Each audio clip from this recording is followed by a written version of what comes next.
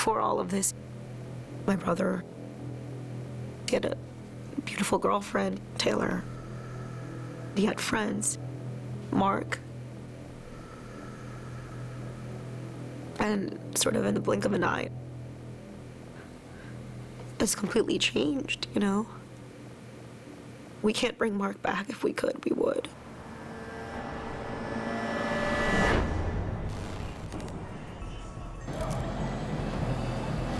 This story is about a very violent, very bloody murder involving 3 promising young people just outside Washington, D.C.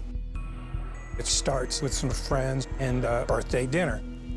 They're going to go out and celebrate. Montgomery County 911, what is the address of the emergency? What is your name? Taylor Gold. The police get this 911 call. It's a little vague. There's blood Okay, everywhere. what do you mean there's blood everywhere? What happened? I don't know. The police come into this efficiency apartment that's all bloody. They see a dead guy with a lot of blood on him. And they see his friend who's covered with blood. And then they see the friend's girlfriend. She's got blood on her. Mark Waugh, the victim, was stabbed in the neck, was stabbed in the chest, twice in his left shoulder. His jugular vein was cut. Just brutal. I got a call that 2 subjects were coming. They were definitely not the usual cast of characters at all. Mark Waugh, he's a first-year law student at Georgetown. Rahul Gupta is Mark's friend from high school. He's got an engineering degree. And then there's Taylor Gold, Rahul Gupta's girlfriend. She's got a biomedical engineering degree as well. Mark is dead. What? Yes. Taylor Gold, God. clearly she had been drinking. Mr. Gupta had also been drinking. I don't know how Mark got stabbed. They can both remember up until a certain point, but the crucial 45 minutes, nobody seems to remember anything. I remember what happened. I told you everything I did remember. You're talking about a really small apartment. To say that you don't know what happened when somebody gets killed violently is unbelievable. Somebody was murdered in your joint. I know. Some people are going to do whatever they have to do in order to try to save themselves. One of them had to do it. I really don't remember. I didn't believe her then, and I still don't believe her now. And I don't know that we believed either one of them. I know my brother. He didn't do this. One of them did it. Oh my God.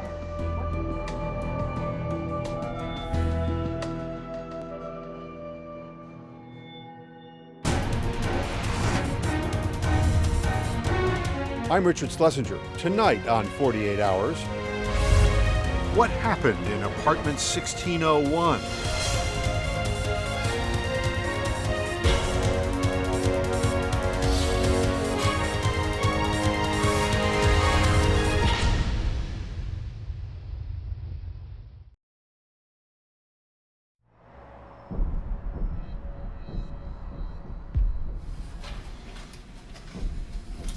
When you came in the door, how did you approach this place?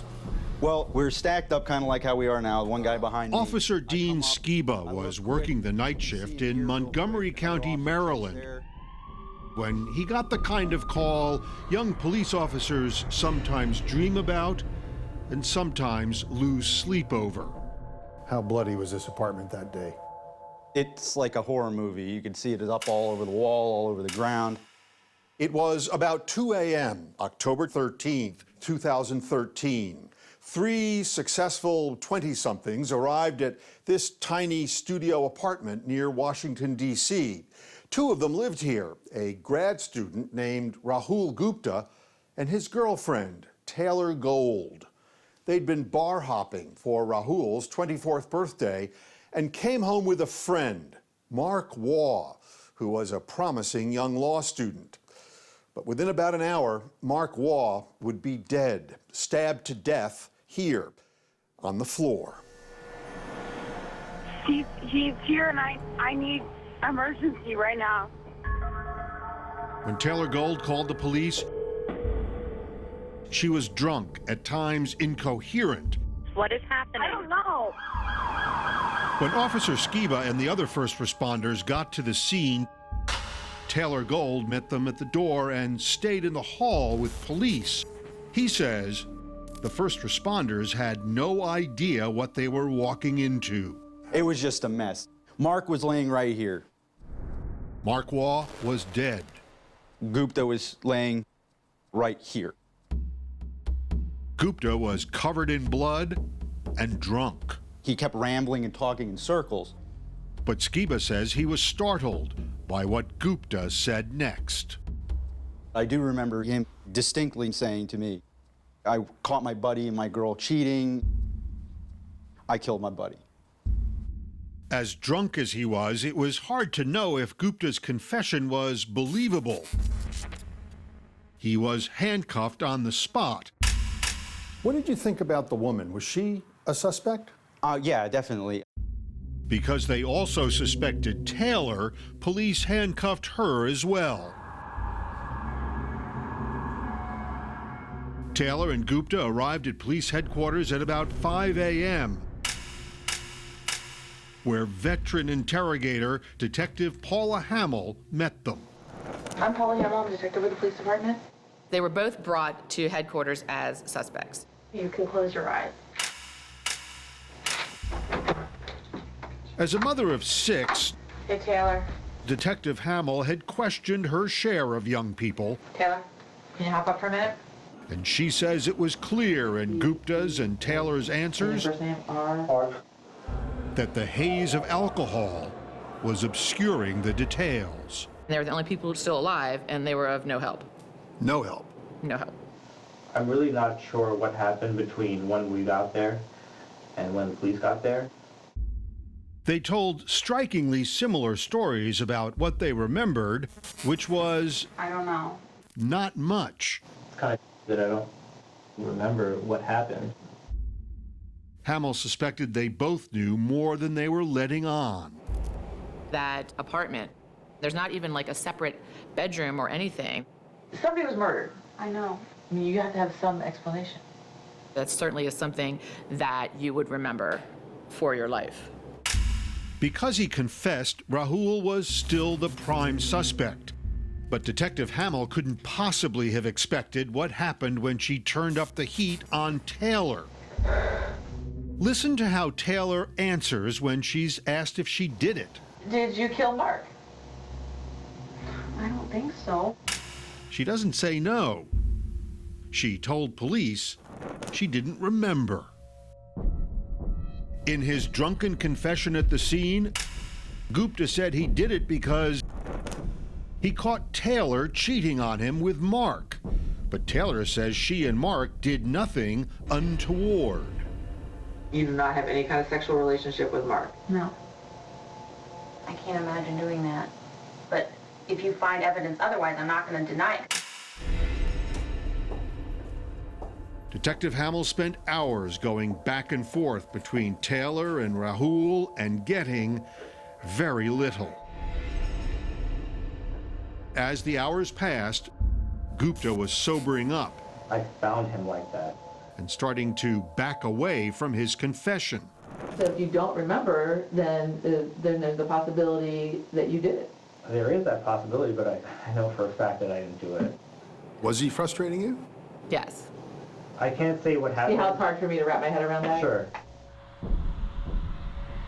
After several hours of interrogation, Gupta was charged with murder, and his parents hired defense attorneys Phil Armstrong and Jennifer Page. The first statement your client makes to the police was a confession. How do you get around that? People who are under stress do crazy, stupid things. He says in this case, Gupta tried to cover for Taylor. The bottom line is this: he's innocent.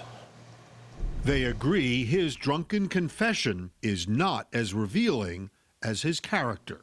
Rahul Gupta is a kind, mild-mannered man whose life's intent was to marry Taylor Gold, have a family, and help society. The Guptas arrived in the Washington area from India in 1986 and built a successful printing business. They moved to the affluent suburb of McLean, Virginia.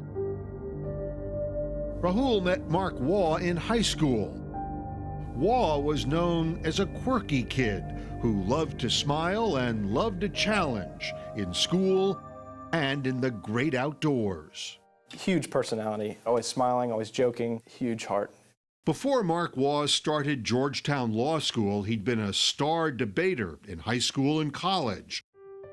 But Jason Peters met him years before that, in Cub Scouts.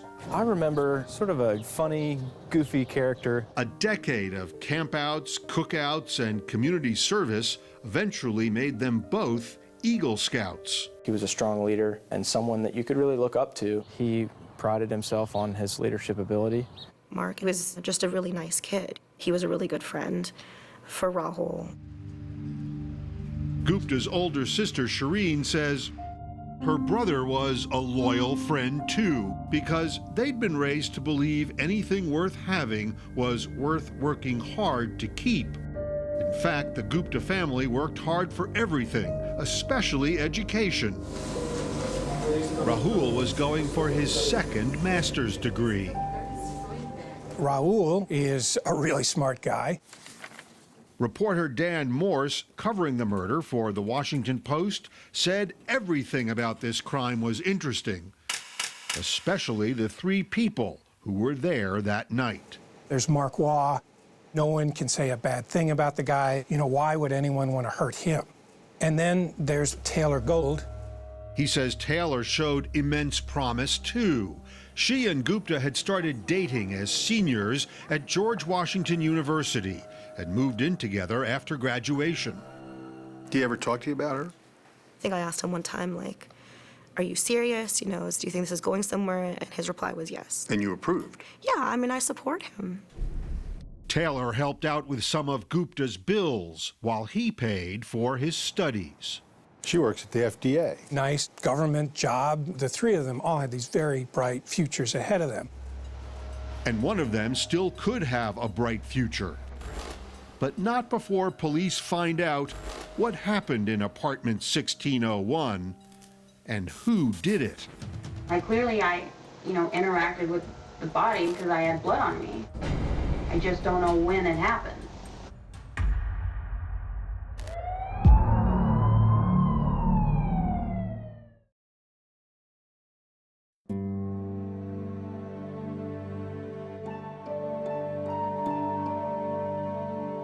We started figuring out that something was wrong when Rahul didn't respond to any of our birthday wishes. It was the evening after Mark Waugh's murder, and Shireen Gupta Rappaport says her family still had no idea what had happened.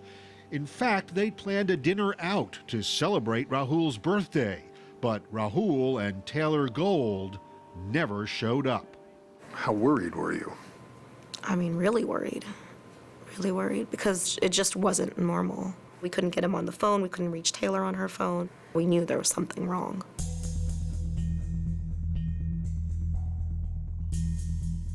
Did you touch him? That part I don't remember. At police headquarters, Paula Hamill spent about 8 hours talking to Gupta and Taylor, but not getting anywhere. Remember the blood on your hands and your feet. Do you have any idea where that came from? I assume from Mark. Hamill says Gupta was still trying to talk his way out of his confession.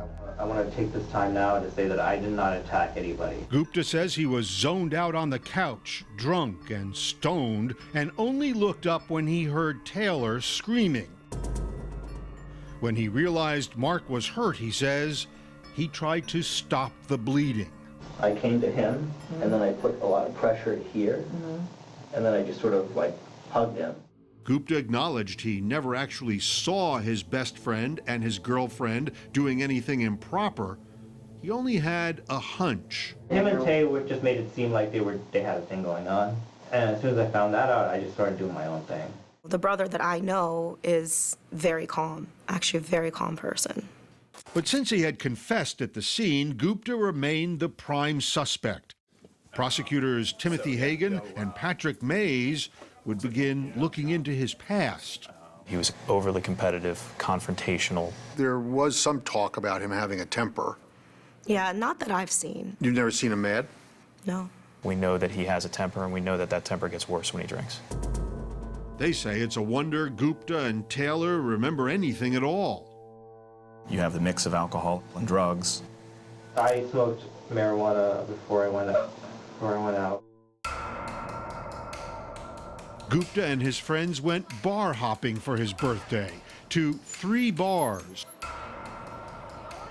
drinking for hours. Gupta, Taylor, and Mark were joined by another friend, Josh White. And everyone agrees things started getting strange around midnight at this bar, Buffalo Billiards, but they strongly disagree on crucial details. Along with the drinking, there was a little flirting. One of the most important questions in this case is who was flirting with whom? Taylor Gold said Josh White was getting a little too friendly. Josh was texting me, and it was really weird, and he was kind of hitting on me, and Josh was? Yes. But Josh White would later tell them it was the other way around. She has a tendency to be a little flirtatious to Raul's friends. And I just asked her, like, straight up, like, what's the deal? Like, you know, you're a little flirtatious. She said I couldn't do that to Rahul. You know, I love him very much. He says Mark walked up to them at exactly that moment, overheard her say, I couldn't do that to Rahul, and misunderstood. It sounded like I was hitting on her, and so he took that very bad way. He was pretty pissed off. Josh White says he tried to explain the misunderstanding to Mark and Rahul at the bar, but things had gotten uncomfortable, and Taylor wanted to leave. White went back to his place. Mark went home with Gupta and Taylor. This is security video of the 3 of them walking through the lobby toward the elevator. Not long before the bloody attack on Mark Wall.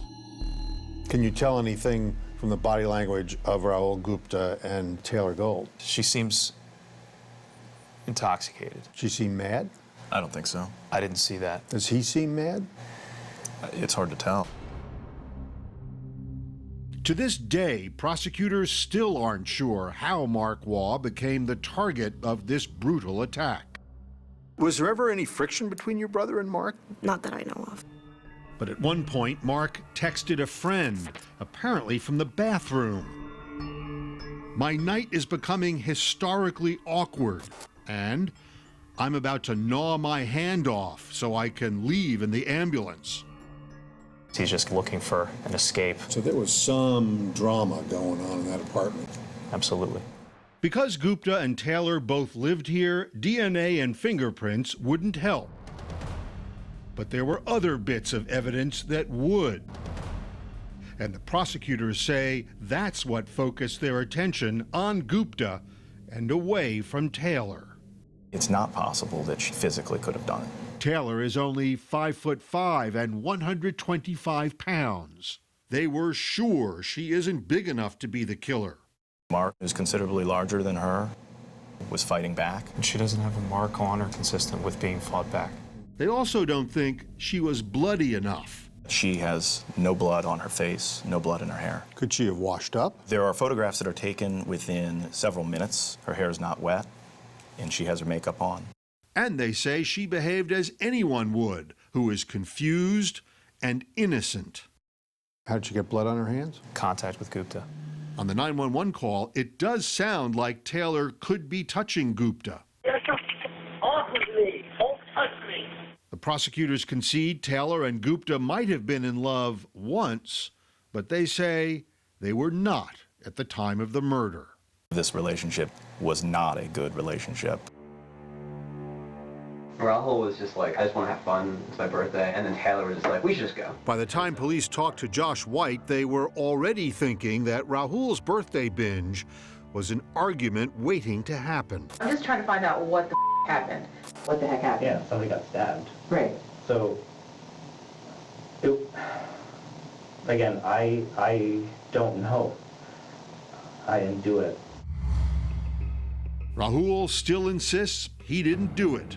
But now, for the first time, he says he knows who did. If you didn't stab him, then who did? Okay? Yeah. You said you had to have done it because he didn't do it.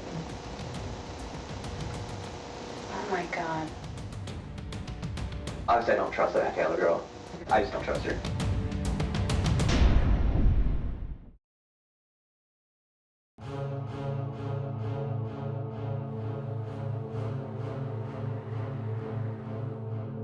I did not attack Mark. I did not attack anybody. I think he felt like maybe he could talk himself out of whatever trouble he might be in. I didn't stab anyone.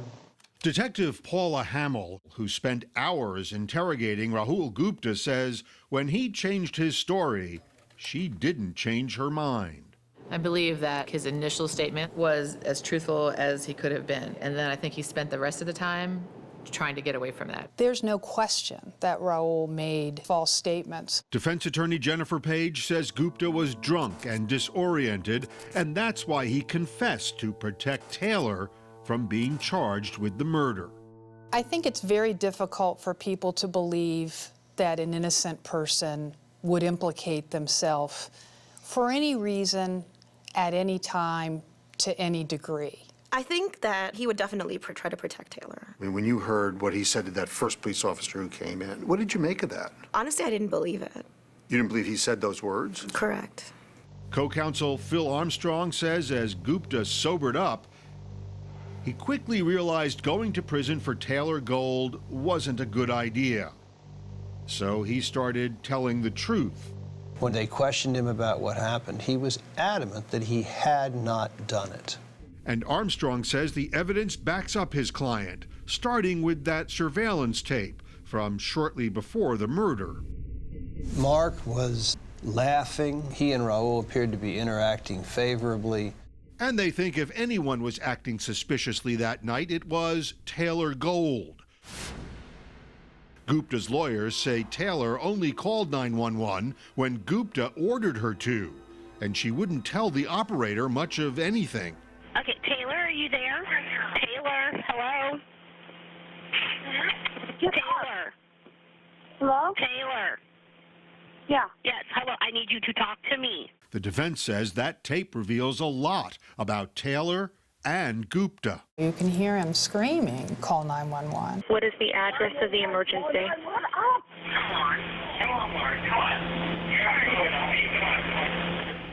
He is bereft, he is sobbing, he is begging.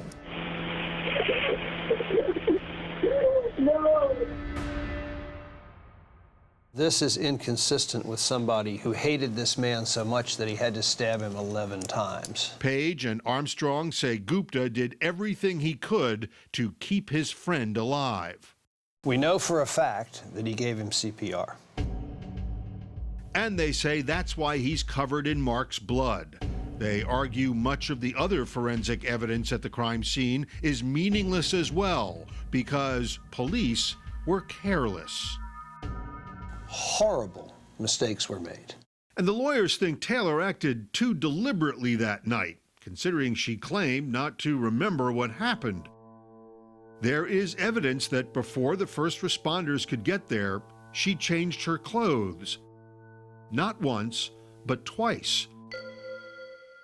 How did she get blood all over her legs, her hands, her dress? How did the blood get on the dress? I mean, maybe I was by Mark before Rahul, but I mean, I have no idea. You had the wherewithal to change your clothes, yet you can't remember how you got the blood on you. I'm telling you the truth. Gupta's lawyers say these photos show Taylor could have been responsible.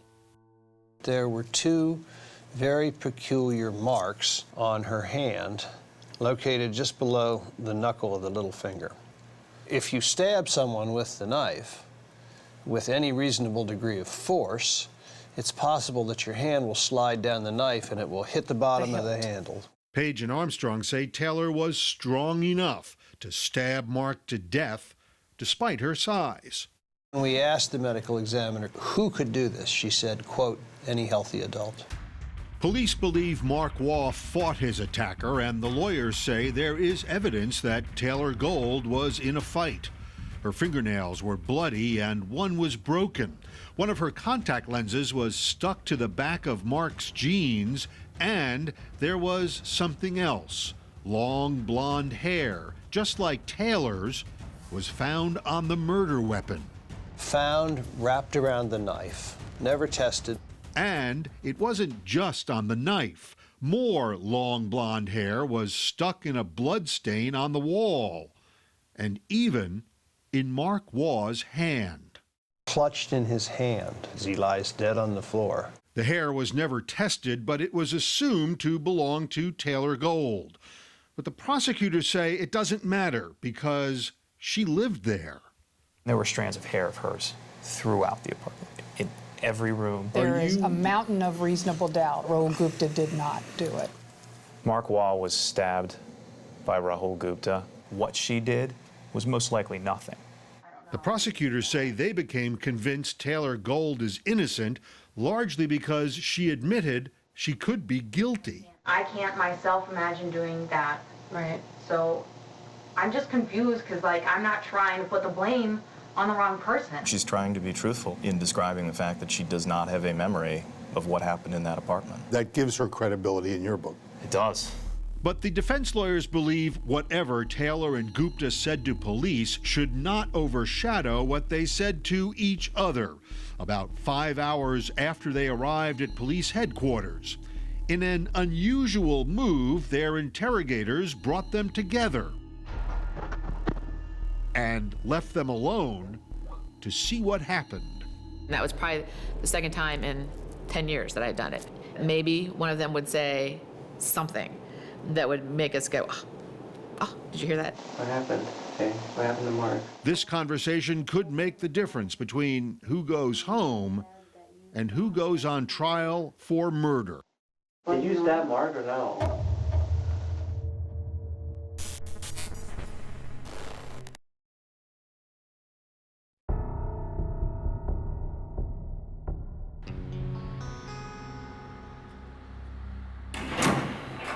Rahul Gupta and Taylor Gold had been talking to police for about 5 hours when Detective Paula Hamill made that unusual strategic decision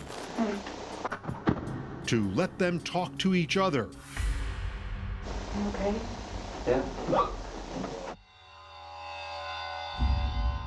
If Gupta was acting for the detectives, he was staying in character in a performance with Taylor. Did you stab Mark or no? I don't think, I wouldn't do that. Why would I attack someone? Gupta kept trying to blame Taylor. What happened between you two?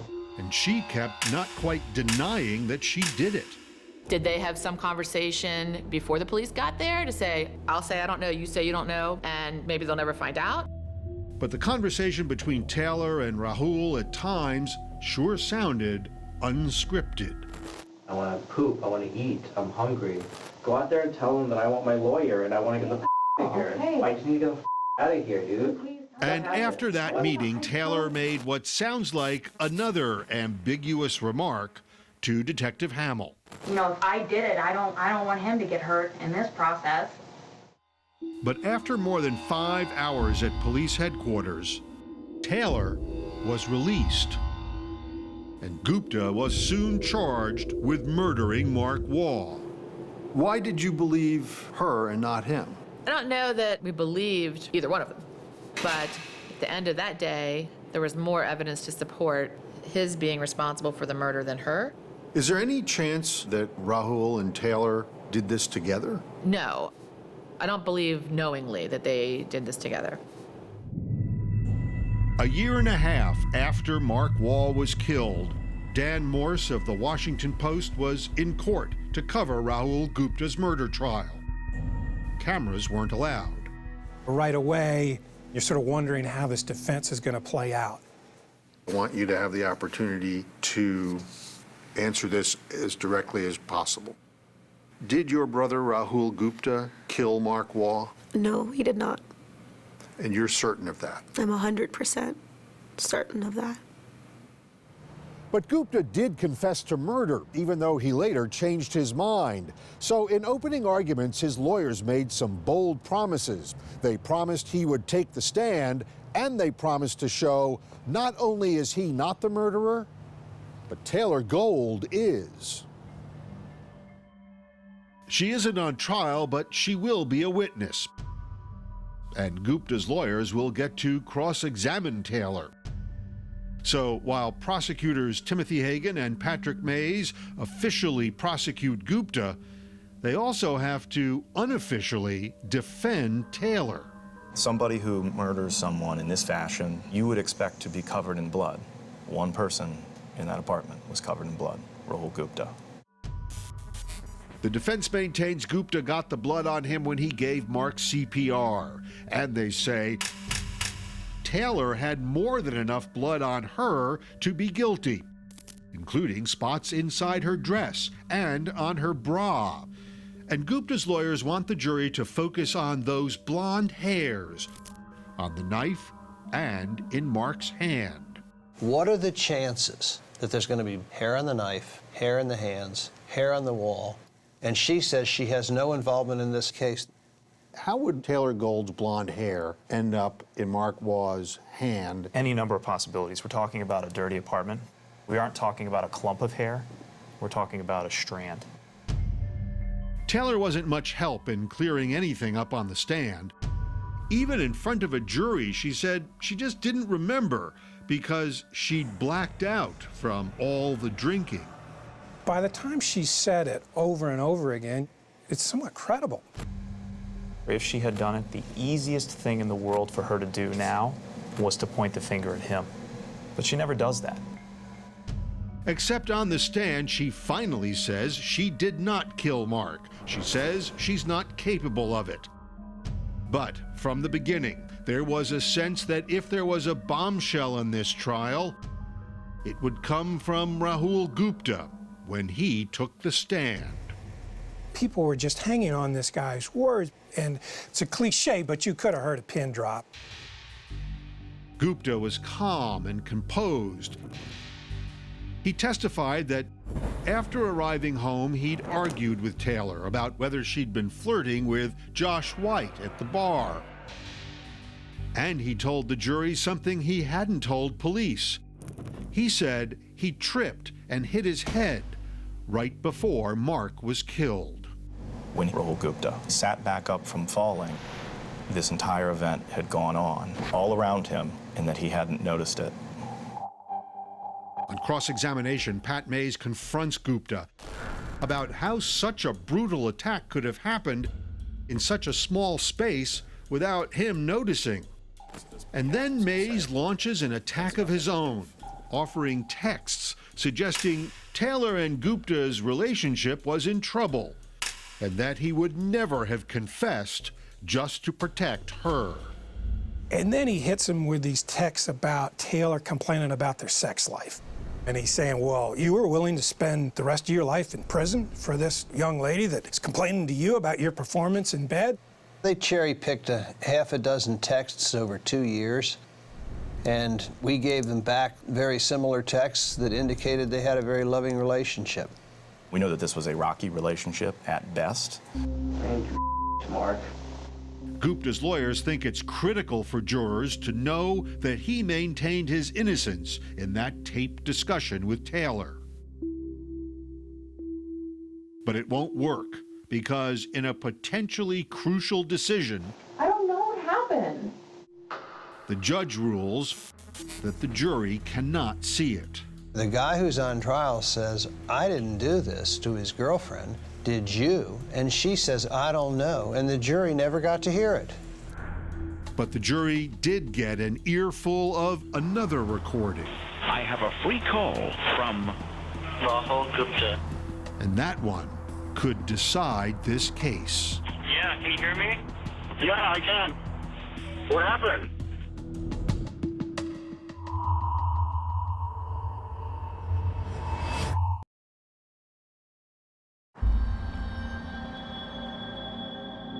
After nearly 15 hours in custody, Rahul Gupta made a phone call. He called his father. Where are you? I'm in jail. Like most calls from most jails, this one was recorded. Gupta told his father what happened in the apartment. What happened?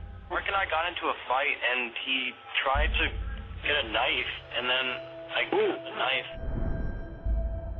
It's hard to hear, but it sounded to lawyers on both sides like Gupta admitted holding the knife. The jury will decide for itself. I grabbed the knife. He's still traumatized by what happened.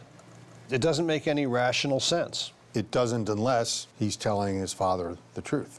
And he might be telling his father the truth if it weren't for the fact that all of the scientific evidence points in the opposite direction. In their closing argument, prosecutors say the jury doesn't have to take their word about Gupta being guilty. Who did you get into a fight with? They can take Gupta's.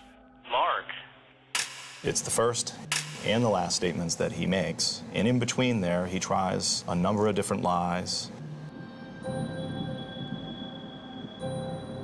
The state has made a strong case against Gupta, but Dan Moore says on the witness stand, Gupta made a pretty strong case of his own. I thought he might pull this off. How did he present himself? I thought he did really good. I mean, he was Rahul, he was him. As the jury begins to deliberate, the stakes for the prosecution could not be higher. If Rahul Gupta is not convicted of murdering Mark Waugh, chances are nobody ever will be, because the state has already argued Taylor Gold is not the killer. The jury takes less than a day to decide. A Montgomery County jury today found Rahul Gupta guilty of killing his best friend. The verdict, guilty. Our son, Mark, all I can say is a gift from God. And the sentence, life in prison, is what Mark Waugh's family was hoping for. His murder was a sin, not just on his family, but on the community as a whole. I mean, it was devastating. How do you deal with that? How do you absorb that? When you don't have a choice, you just do it. We feel very strongly he didn't get a fair trial. Gupta's lawyers believe the judge should have allowed the jury to see that tape of Gupta talking to Taylor What happened to Mark? I don't know. at police headquarters. I don't know. I'm freaking out, okay? I don't. This is important stuff that goes right to the issue of guilt or innocence. Is Taylor Gold an innocent bystander in all of this? Yes. Purely innocent? We believe so, yes. I feel comfortable that she wasn't held criminally responsible in the murder. Detective Paula Hamill maintains Taylor Gold is legally not guilty, but she believes Taylor may have played some role in what happened that night. Miss Gold could have set up an environment that caused Mr. Gupta to become upset. I also still do believe that she was possibly involved in a relationship with the victim behind Mr. Gupta's back. Taylor Gold did not want to discuss that night or anything else with 48 Hours. She's getting an MBA and moving on with her life. Miss Gold has something that she has to carry for the rest of her life. Shireen Gupta Rappaport says Rahul does too. The family is doing what they can to help him transition from life in this kind of institution to life in this kind. Rahul and us, we're determined to make the best of this, however that might be. I don't think we have a choice. But Rahul is still in their lives. At the end of the day, I'm grateful that I have my brother. He's still somebody I can go and talk to, I can visit, I can write to him. She says all the Guptas know, that's more than Mark Waugh's parents have. While I can talk to my brother, they can't talk to Mark. His death is a tragedy that we must carry for the rest of our lives.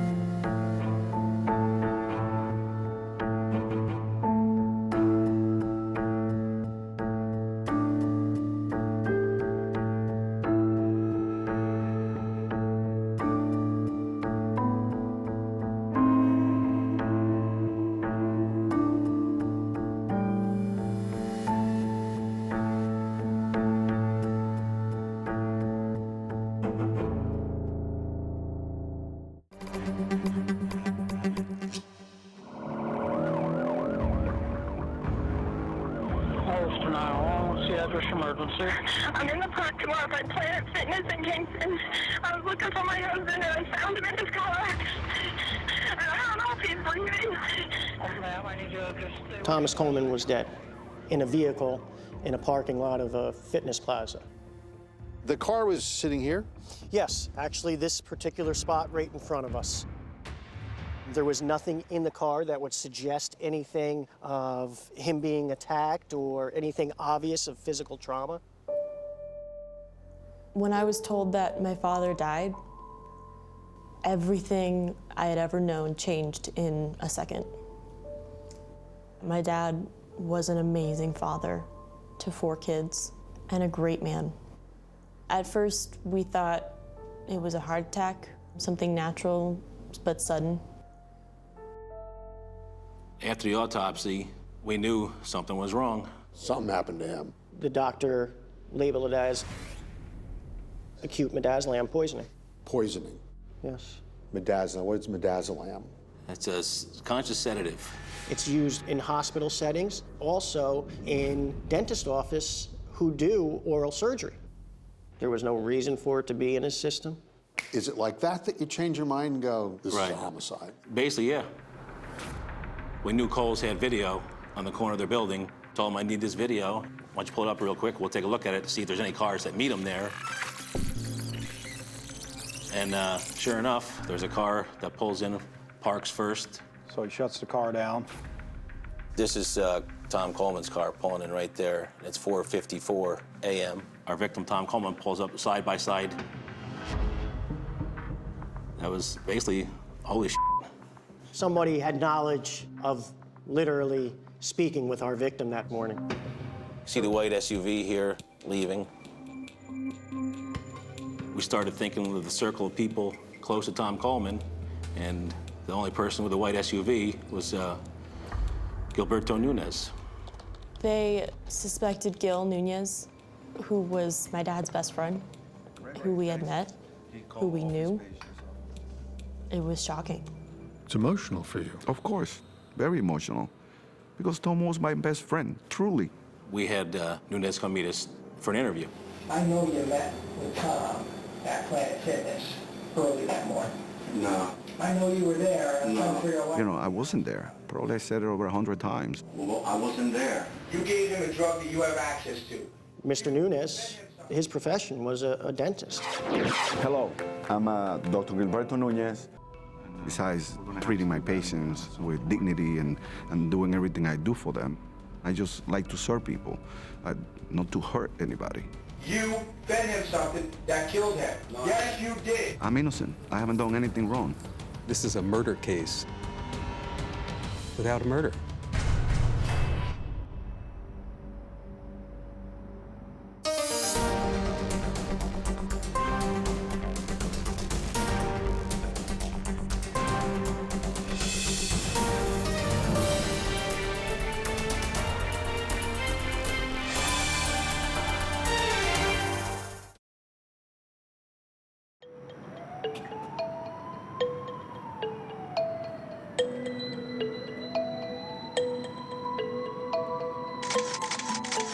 It was unusual. This individual, the way he was positioned in the car and where he was parked, it was unusual. On November 29, 2011, Detective Michael Thomas answered the call when 44-year-old Tom Coleman was found dead in his car. He was actually in the driver's seat, but yet he was laying almost flat as you would as if you were sleeping. It was in the Kingston Planet Fitness parking lot in Ulster County, New York. Wasn't parking in a building. That's the strange thing. If you're going to go work out in the morning, you're going to park close to the building. The car's location caught the attention of fellow detective Brian Reevey and Lieutenant Kyle Berardi. I think we were intrigued, interested. This whole case was odd. 1,800 miles away in Colorado, Tom is dead, and I couldn't process it. Tom's ex-wife, Michelle, could not believe that Tom, who seemed healthy, had died. Never crossed my mind that it could be anything other than something tragic health related. Michelle and Tom had been divorced for 12 years, but they remained close. They had 2 children, Jillian, who was then 15, and Bradley, who was 17. Michelle had to tell the kids their father was dead. I didn't know how I was going to say it, so I just figured just get it over with. You heard the words, Your dad is dead. My immediate instinct was, no. I'm gonna call him and he will answer because he always has. He has to be fine. That's just, he has to be. He just had a kindness about him. He was just always there for everybody. Tom's mother, Marie, and his father, Tom Sr., were proud of their son, who had a doctorate in physical therapy. You're raising somebody, you have hopes, and they fulfill those hopes, and they become successful. It's great. Tom was more focused on spending time with his family than with friends, but he did have one very close friend, Gilberto Nunez. Nunez was going through a divorce, but was still a devoted father. He met the Colemans at their kids' school, and soon Tom, Gil, and Tom's wife, Linda, all grew close. I was looking for my husband and I found him in his car, and I don't know if he's breathing. It was Linda who found Tom. After she learned he didn't show up for work, she went out searching. Linda knew that Tom went to Planet Fitness most mornings, so that's where she went. And it's where Gil went when he said he heard something bad had happened. When he initially got there, he ran towards Thomas Coleman's vehicle. What happened? What happened?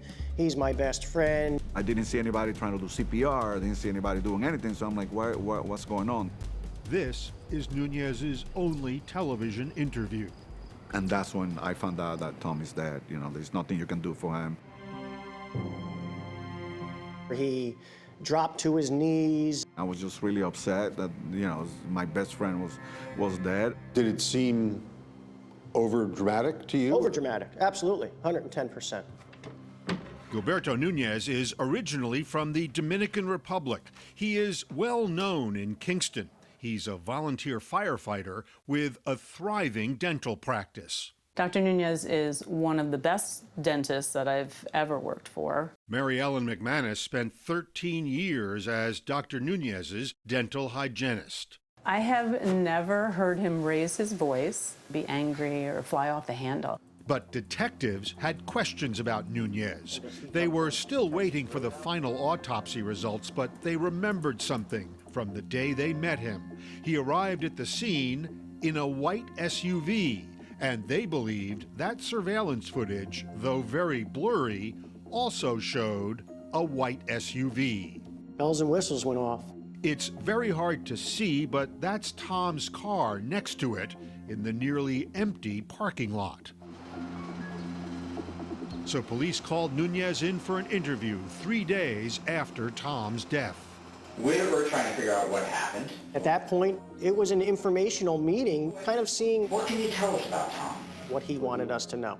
And he wanted them to know a lot, especially about his love life and Tom's wife. I don't know if you guys know, but anyway, me and Linda, we have a relationship. Sexual relationship, I'm assuming? Well, yeah. Police had heard rumors of an affair between Nunez and Linda Coleman, but they hadn't confirmed anything. Turns out they got all the help they needed with that from, of all people, Nunez himself. I fell in love with his wife, and she fell in love with me. He told them all about their 11-month liaison. When was the last time you were with Linda? Like, you mean like intimately, or just saw her? No, intimately.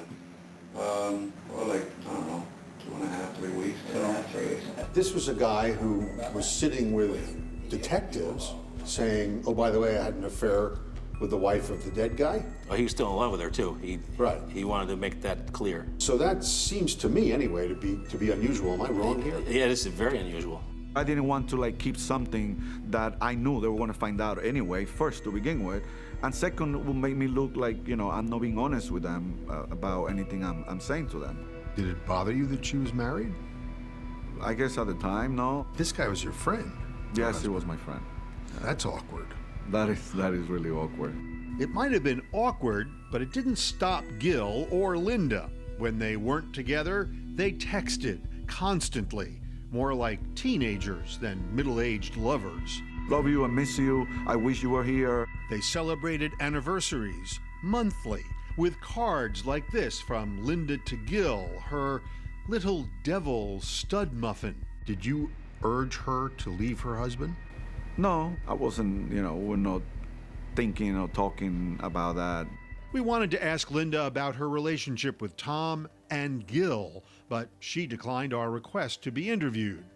Gil says the affair was going well and kept going even after Linda's husband, the man he called his best friend, learned all about it. Not my definition of a best friend. How did he hear about it? That is one of the most peculiar parts of this case. Nothing kind of surprises us anymore, but that was definitely at the top of the list.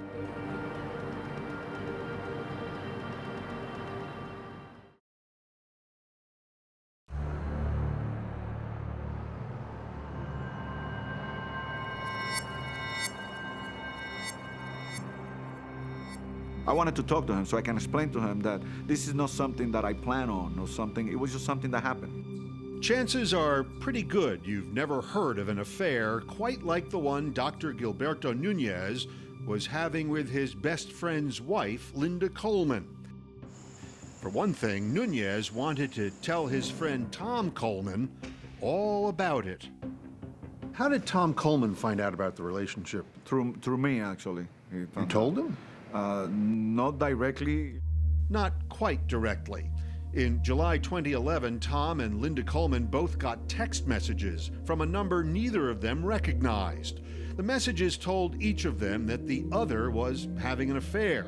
The one saying Tom was cheating was a lie, but of course the one saying Linda was cheating was the truth. So they figured out all of these messages were coming from the same phone? Yeah. And did they figure out who had that phone? Yes, they did. And who had that phone? Gilberto Nunez.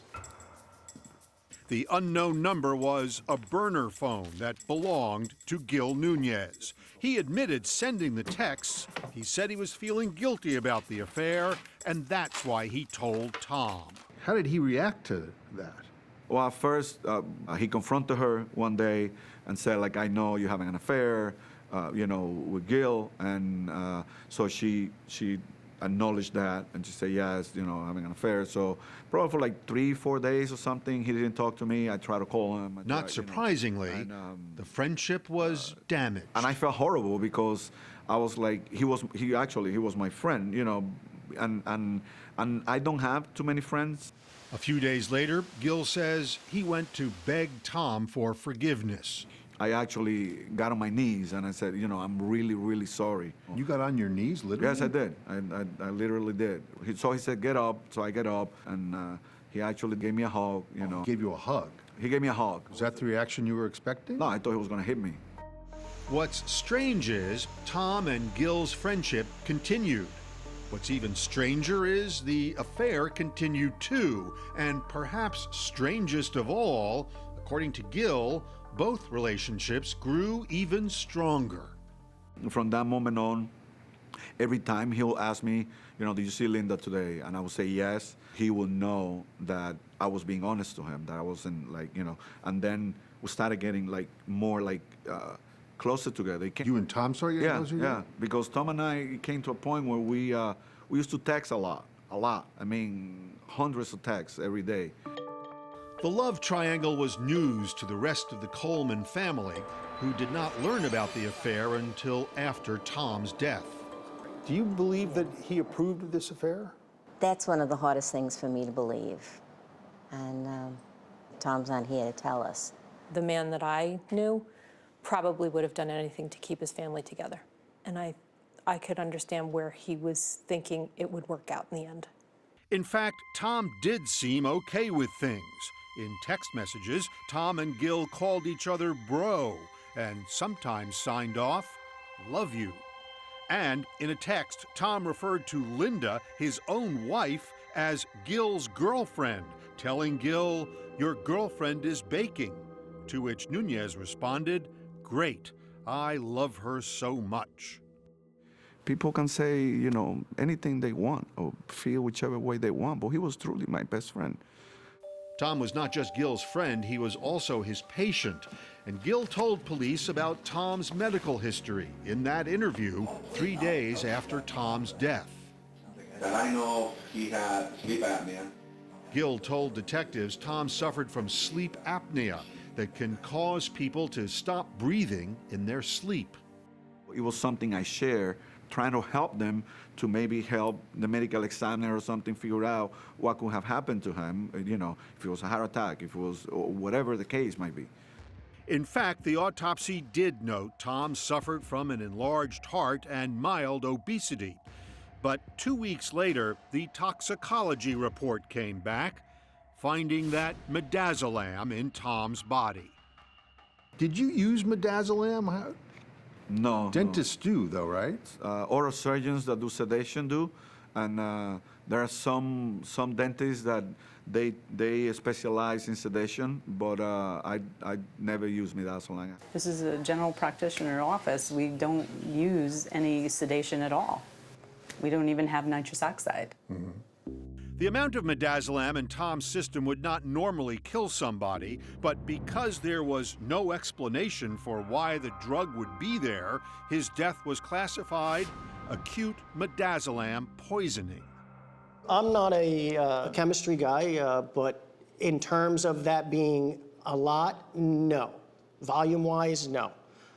However, the effects are different on people that have medical conditions. I mean, I guess the real question is that enough to kill a guy?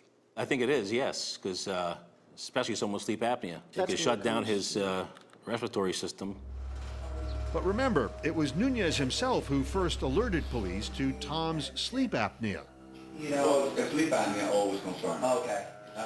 The midazolam in his system did change everything. Murray Weiss, who was a 48 Hours consultant, has written about murder cases for decades.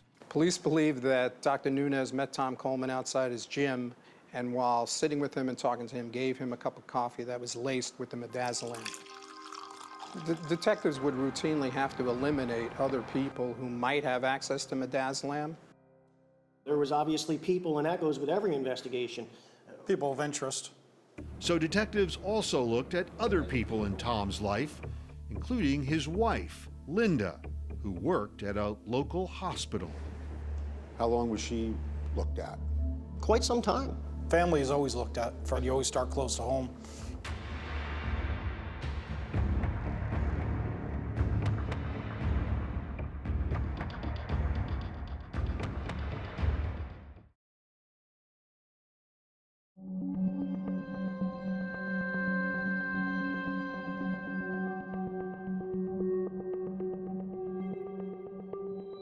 Police still could not prove much about Tom Coleman's death. How did that midazolam get into his body? If it was in a cup of coffee, where was the cup? Was that Gilberto Nunez's white car next to Coleman's in the surveillance tape? And why was Coleman's body found this way? His pants were undone and his fly was, I think, partially down or not all the way down. Yeah. That looked kind of staged. Police were thinking Gilberto Nunez staged the scene to make it look like Tom was having a sexual encounter when he died. By now, Nunez was their only suspect. We looked at them both equally, Linda and Gil. Linda had passed a polygraph test. Eventually, we ruled out Linda. Linda and Tom's house was never searched. A search of the hospital where Linda worked as an administrative assistant found no missing midazolam.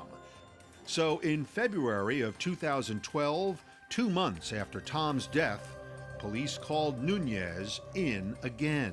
We were just trying to get the background and have from somebody that was close with him. But soon, the tone of the interview turned. I know you met with Tom at Planet Fitness early that morning. And I kept saying, I wasn't there. No, I wasn't there. If I would have been there, I would have said so. This was the first time you'd heard that you were a suspect? Yes. If I look you dead in the eye and I tell you that I know you were there, Then I'm telling you that you don't know, because it's not true. I have you and your vehicle parked in the Planet Fitness parking lot with Tom that morning. They also had this surveillance video from local businesses showing what they say is his car driving on the way to the parking lot. You parked next to him, okay? You fed him something that killed him. To take him out of the picture, hoping you would have Linda for the rest of your life. No, yes, you did. No, I did not. Bull. You're a lying. Nunez never wavered. I didn't meet Tom that day. Through nearly 7 hours of questioning, willingly, without a lawyer. I was not there. I didn't think that I needed an attorney to speak, the truth. He quickly changed his mind when he found out that while he was being questioned, police were searching his office and home. When I left, that I went home, found my place destroyed. That's when really kind of like came into me that, oh my God, these people really believe that I did something to Tom. And the next morning I decided to get an attorney. Investigators seized the office computer and files, but what really caught their attention were 2 emergency medical kits. And when you opened it up, what did you see? Two vials of midazolam. Midazolam, the drug found in Tom's body. The vials in Nunez's office were full and unopened, and they did not have Nunez's fingerprints on them. Neither did Tom's car. In fact, when police examined it, there was no trace of Nunez whatsoever. No outside DNA, nothing absolutely out of the ordinary. Still, the police thought evidence against Nunez was piling up. They believe he wanted Linda all to himself.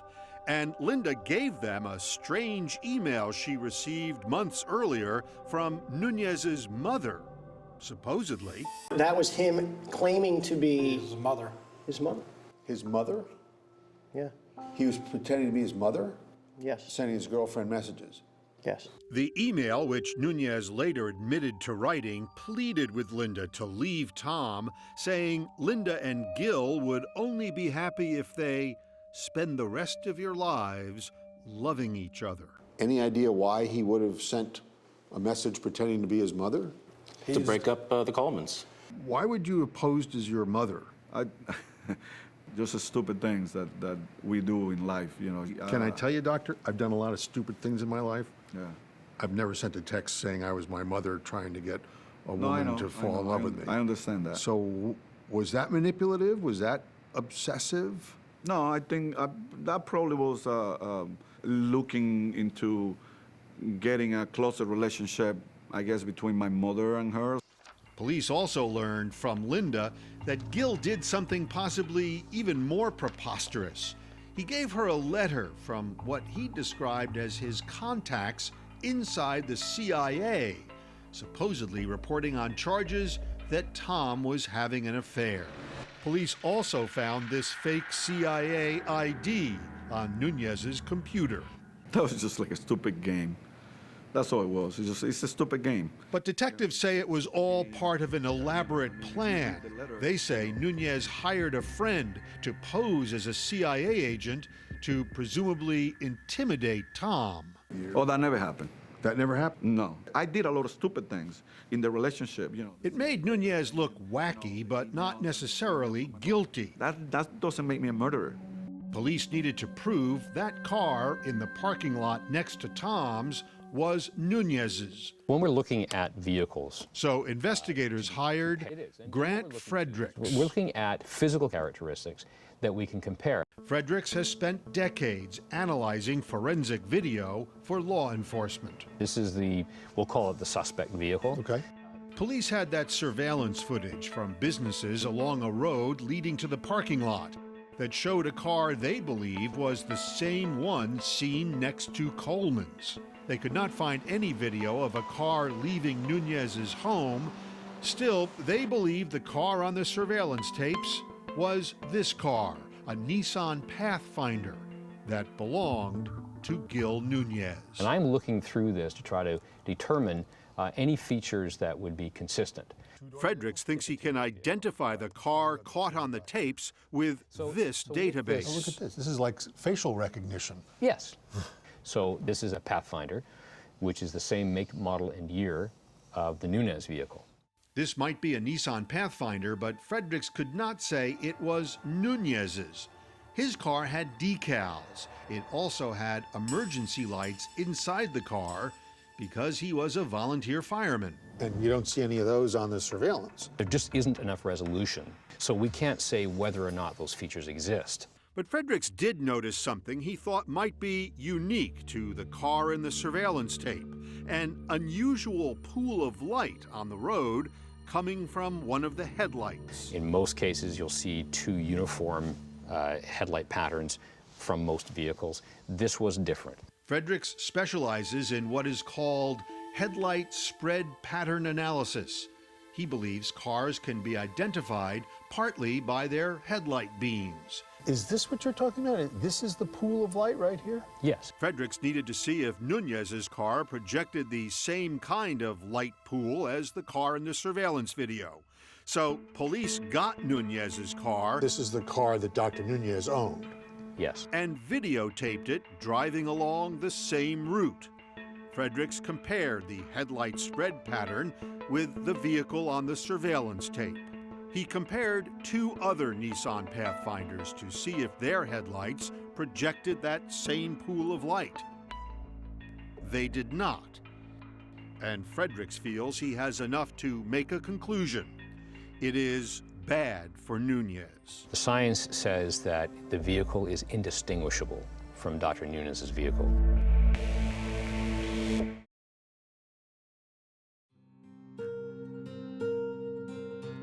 For years, we only knew 5% of what they knew. They were convinced that Gil was guilty. And at this point, I wasn't. You were not. Not really, no. For 4 years, Jillian Coleman didn't know exactly what had happened to her father. The police weren't sharing many details with the Coleman family. I didn't want to push them because I didn't want to aggravate them. How hard was it to be patient? It was very hard. They'd all struggled with Tom's loss, but his son, Bradley, took it the hardest, according to his mother, Michelle. The 1-year anniversary came up in late 2012, and a few weeks later, Brad attempted suicide with over-the-counter medications of sleeping pills. And he said, "I just wanted to go to sleep and wake up with Dad." And what happened next? 3 months later, he committed suicide. Bradley was just 18. The Colemans were now coping with 2 deaths. But life went on for Gilberto Nunez. He continued working and dabbled in online dating, where on Match.com, he met the woman who would become his new wife, Jamil. I knew he was innocent, but it was always looming over our heads, over our relationship. And then what they feared would happen happened. Just a year into their marriage, in October 2015, police arrested Gilberto Nunez and charged him with second-degree murder. He was also charged with forgery because of the fake CIA report and ID. They're trying to make a way out of no way and a case out of no case. Nunez retained top New York City criminal defense attorneys Gerald Chargell and Evan Lipton. Here's the detective at the scene. They got Nunez out on $1 million bail. He had spent 1 month in jail. We don't believe that Tom Coleman was murdered. This case is about obsession. In May of 2016, 4.5 years after Tom Coleman's death, Gilberto Nunez was obsessed with Linda Coleman. Gilberto Nunez's trial began. He used deception and he used manipulation to get Linda for himself. Senior Assistant District Attorney Mary Ellen Albanese told the jury the only person who would want Tom Coleman dead is Gilberto Nunez.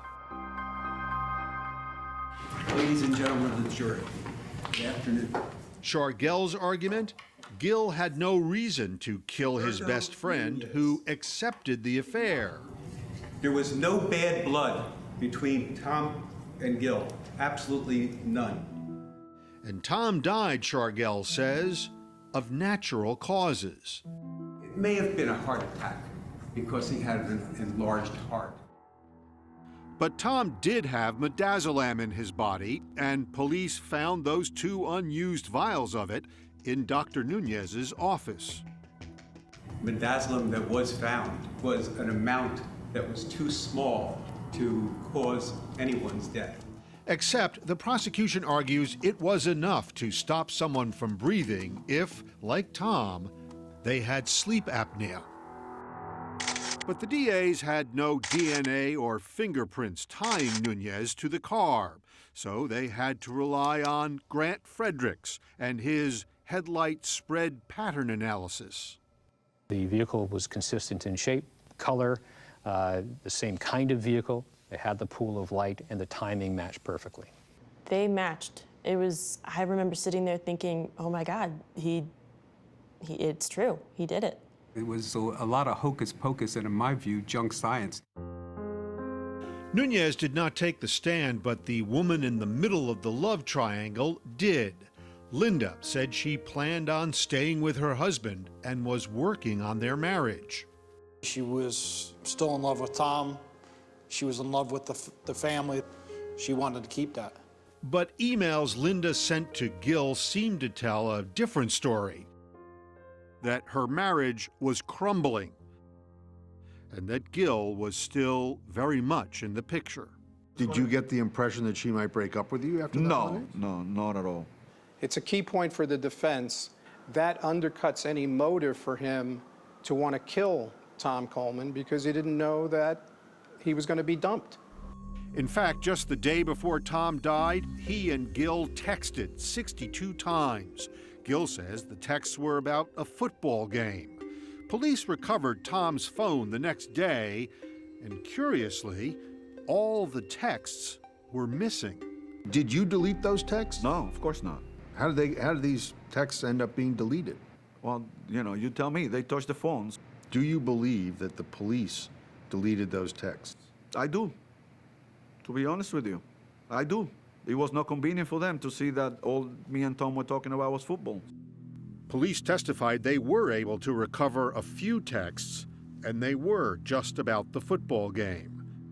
And in an unexpected move, the last person the defense calls to the stand was the police supervisor who oversaw the case against Nunez. I think they're trying to undermine the investigation. They're trying to undermine my oversight of the investigation by things that we didn't do. One thing police didn't do was look into an unopened email Tom received on the day he died. Be naughty. It was from an adult website called benaughty.com. Just a spam email, basically.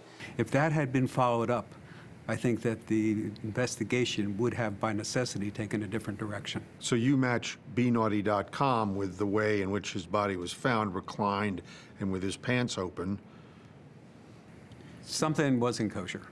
If their theory is going to be that he met a lady from benaughty.com that drove a white SUV and had access to midazolam at 5:30 in the morning at Planet Fitness, They ought to start playing a lotto on that one if that's the case. 3 weeks after the trial began, it was time for closing arguments. This investigation started and ended with Gilberto Nunez, and much about Thomas Coleman remains unknown.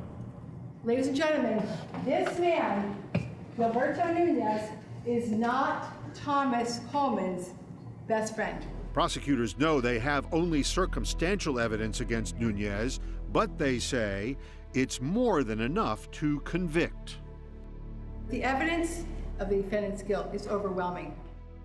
I'm anxious and I'm scared. I'm not going to say I'm not scared. With the case in the hands of the jury, Gilberto Nunez can do nothing but wait, knowing if he is convicted, It could mean life in prison.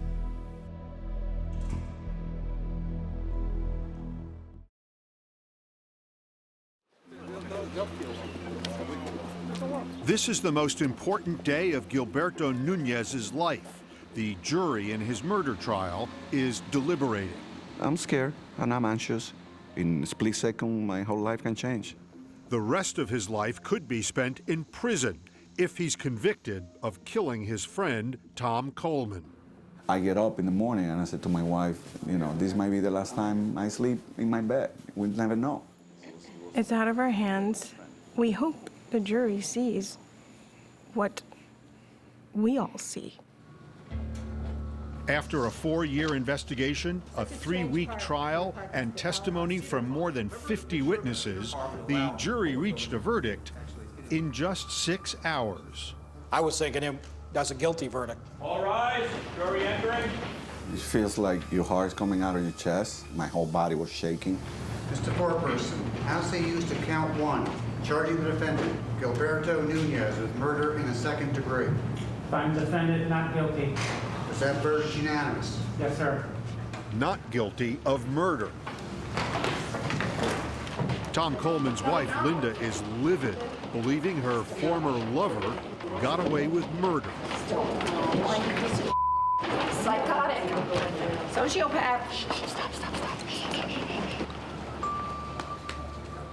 You are officially, legally not guilty of murder. Yes, I knew it, that I was innocent. My family knew it, but everybody now knows it. So, what are you going to do now? Work. Let me understand this. You've just been acquitted of murder. Yes. And just like that, you're going back to yes, drilling people's cavities? Yes, I'm going back to what I love to do. Open up, please. So when you heard the verdict, what did you think?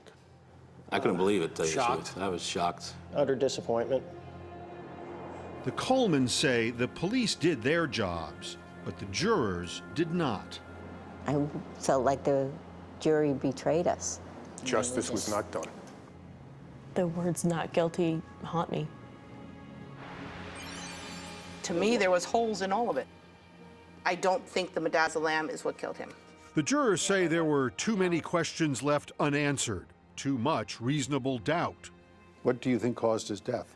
A enlarged heart, which is a ticking time bomb. More natural causes than murder. Yes.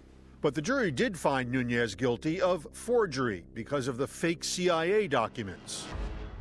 He was guilty. He was guilty. He did it.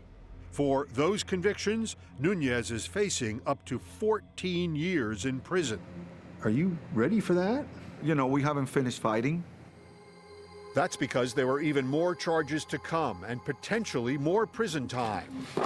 While detectives were investigating Nunez for murder, they found what they believed to be a false insurance claim for $8,400 that Nunez filed in 2014.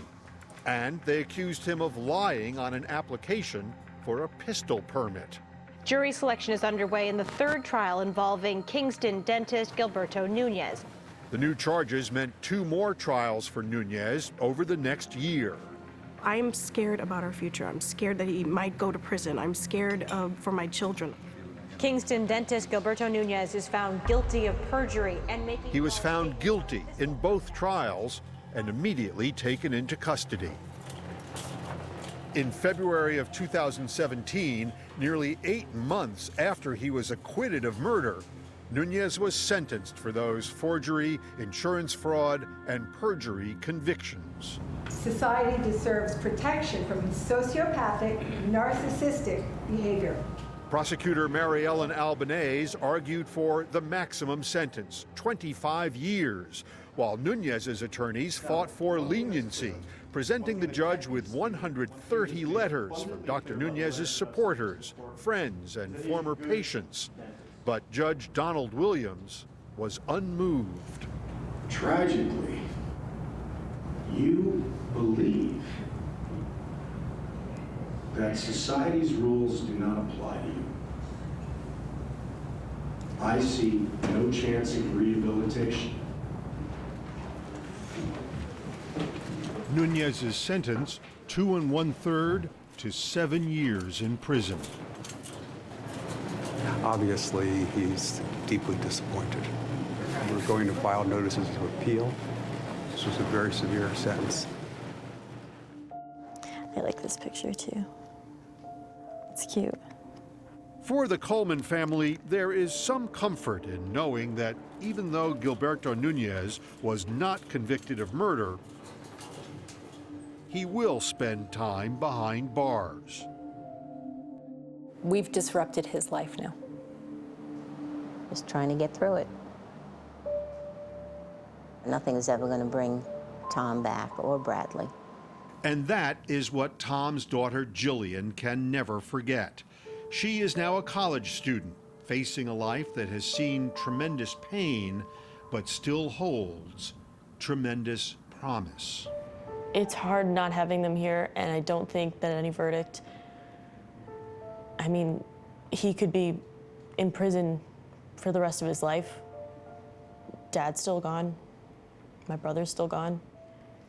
I carry Brad with me every day. I try to make Dad proud every day, and I think that I do.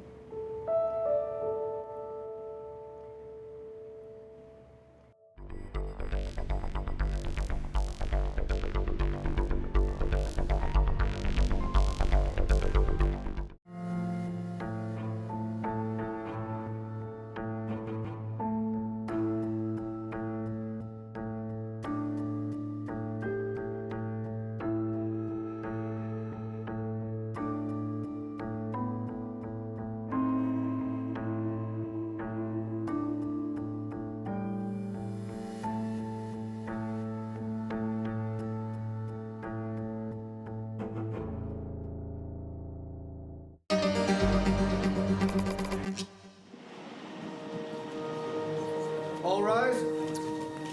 Jury entering. Please proceed. Kill or be killed. Kill or be killed. Kill or be killed. The defense calls as its first witness Virginia Vertides.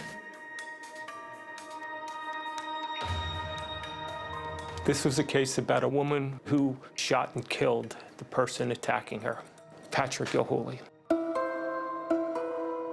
Prosecutor's position is my client murdered Gilhooly in cold blood. They were the only two people in that house that night. One of them is dead, and one of them is on trial for his murder. 911, where's your emergency? Somebody was breaking into my house! Police arrive on scene at 10:07. I didn't know who was coming in my house. I was dead. Oh, look at my dead. They see Patrick laying there, motionless, dead. Is there anybody else in the house? Who else in the house? I live alone. Who else is here? They see the gun, the .38 caliber.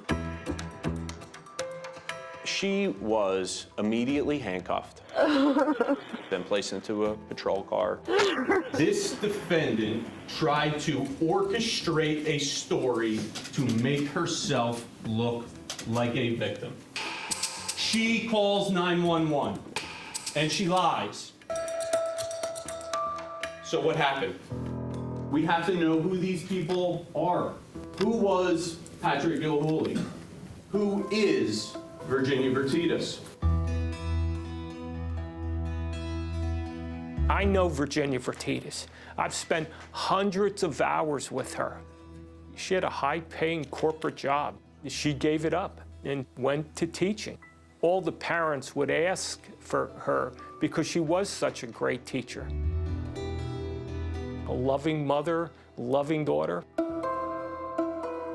To me, she got mixed up with the wrong man. This is a guy that retired as a police officer, was working on security for construction sites. Everybody loved this guy. Everybody loved this guy. He beat the hell out of her. He choked her. He looked her straight in the eyes and said he was going to kill her. Why did you have to throw me and beat me like that? Look at the evidence. I have this woman's life in my hands. This is the moment of truth. Oh my gosh. Oh my gosh. We'll see whether the defendant was telling the truth. Why did you kill him? Because he was going to kill me.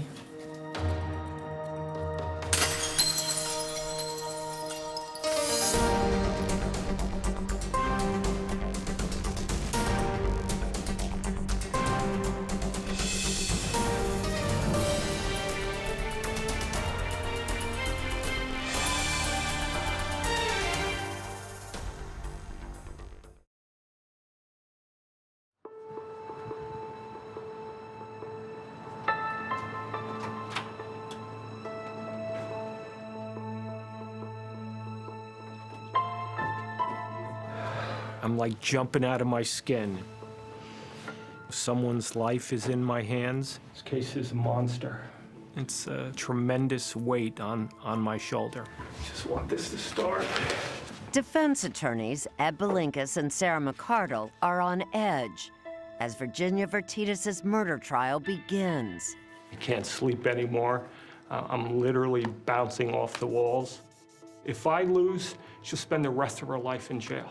It's been 3 years since Patrick Gilhooly was shot to death in Virginia's home in Mount Olive, New Jersey. My client is not guilty. She killed Patrick Gilhooly in self-defense. But it won't be easy for Belinkas to prove that. It's a difficult case. There's a lot of things that we need to address. 911, where's the emergency? Starting with Virginia's 911 call. Somebody was breaking into my house. One of the biggest challenges for the defense is what Virginia said on that call. She makes up a story. She lies. I didn't know who was coming in my house. I was in bed. Don't look at my bed. No one was breaking into her house on the night of March 3rd, 2014. Big problem for her. She was with Patrick Gilhooly, her on-again, off-again boyfriend of more than 5 years. There's a legitimate reason why she did what she did. There is only one person who can explain it. How are you doing today? Okay, just very nervous. But it's a big gamble. It's always a risk to put a defendant on the stand. Even riskier because Virginia, severely depressed and anxious, is now heavily medicated. If you didn't put her on, the jury would never know what happened that night. Do you still love Patrick Gilhooly? Objection, Judge. I'll allow it. Yes.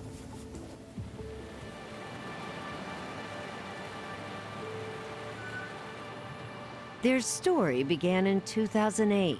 How did you meet him? I met him online, Match.com. Patrick was divorced. His 2 daughters are here in court. Patrick Gilhooly was not perfect, ladies and gentlemen. By no means. He was, says prosecutor Matt Troiano, a complicated man. He drank too much and too often. But he had a big heart, he worked hard, he was loved by his family and friends, and he loved them. Patrick was working in private security, including a stint as a bodyguard for Angelina Jolie and Brad Pitt after he had retired as a cop. It was a good relationship. He was very attentive. When Virginia met Patrick, she had been unlucky at love. She had married 3 times in search of it. The first time she had married young, and it didn't last. She had fallen hard for husband number 2, Scott Vertitas, also a police officer. Oh, she loved him very, very much. Virginia's mother, Craney Kohlhofer, says when the couple's children, Kelly and Billy, were young, Virginia left a high-paying job at AT&T to become a teacher so she could spend more time with them. Virginia would do just about anything for her children, wouldn't she? Absolutely. She was a marvelous mother. But she says that marriage collapsed when Scott cheated on Virginia. That tore her world apart. Just tore her world apart. She was never the same after that.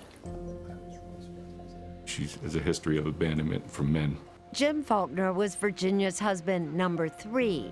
I met her on Match.com. That was back in 2004, 4 years before Patrick. She had her master's degree, working on her doctorate. So she was very smart, and she knew what she wanted. She wanted this perfect life, this white picket fence and the happy family. But he says the relationship was volatile, and whenever he tried to leave, Virginia begged him to come back. She sent me 100 roses.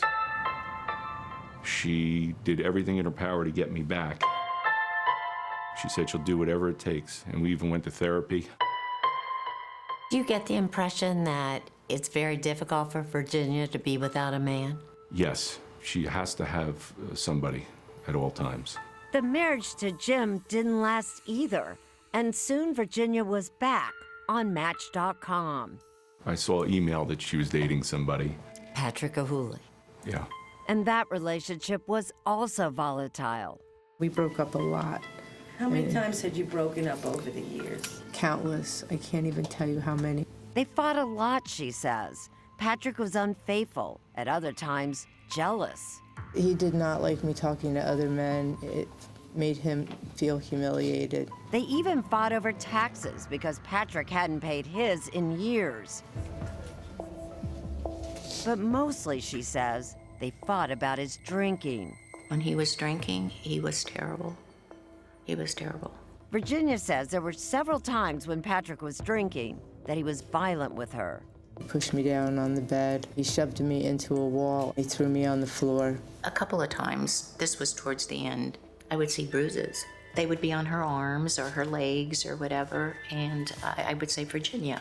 She goes, oh, I'm just clumsy. But Virginia never reported any of these alleged incidents to police. But you're convinced that he was abusing her? Oh, I am absolutely convinced that he was abusive to her. Why do you think then she stayed with him? Every time I ask her those same questions, I love him. But I would say, there's no but, Mom, I love him. Why did she remain silent? She had various medical issues. Virginia struggled with an autoimmune disease. 3 months before the shooting, she went on disability from her teaching job. She was weak, vulnerable. Gilhooly took advantage of that. And the defense says there's a bigger reason Virginia didn't report anything. Throughout the entire relationship, Patrick Gilhooly had thrown up in her face when he abused her. I'm a cop, they're never gonna believe you.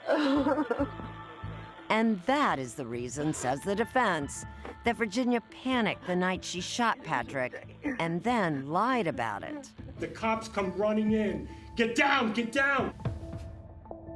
At that point in time, while she's on 911, she's thinking to herself, after all of the beatings, over the years that he beat her and what he said to her, they're never going to believe you. She makes up a story. She lies. On the stand, fighting through the haze of medications, Virginia tries to convince the jury she is now telling the truth. The couple argued that night, as they had many times, she said. But this time was different. I never saw his eyes look like that before. He said, I'm gonna kill you, you I was scared to death. I ran up the stairs and ran into the master bedroom. I went over to the bed and I reached under the mattress and I grabbed the gun. I just kept shooting. I quickly looked and he was still on the stairs, so I just kept shooting down the stairwell. So what led up to that horrible fight? She's the ex and I'm the new, so probably there's gonna be a disgruntle there.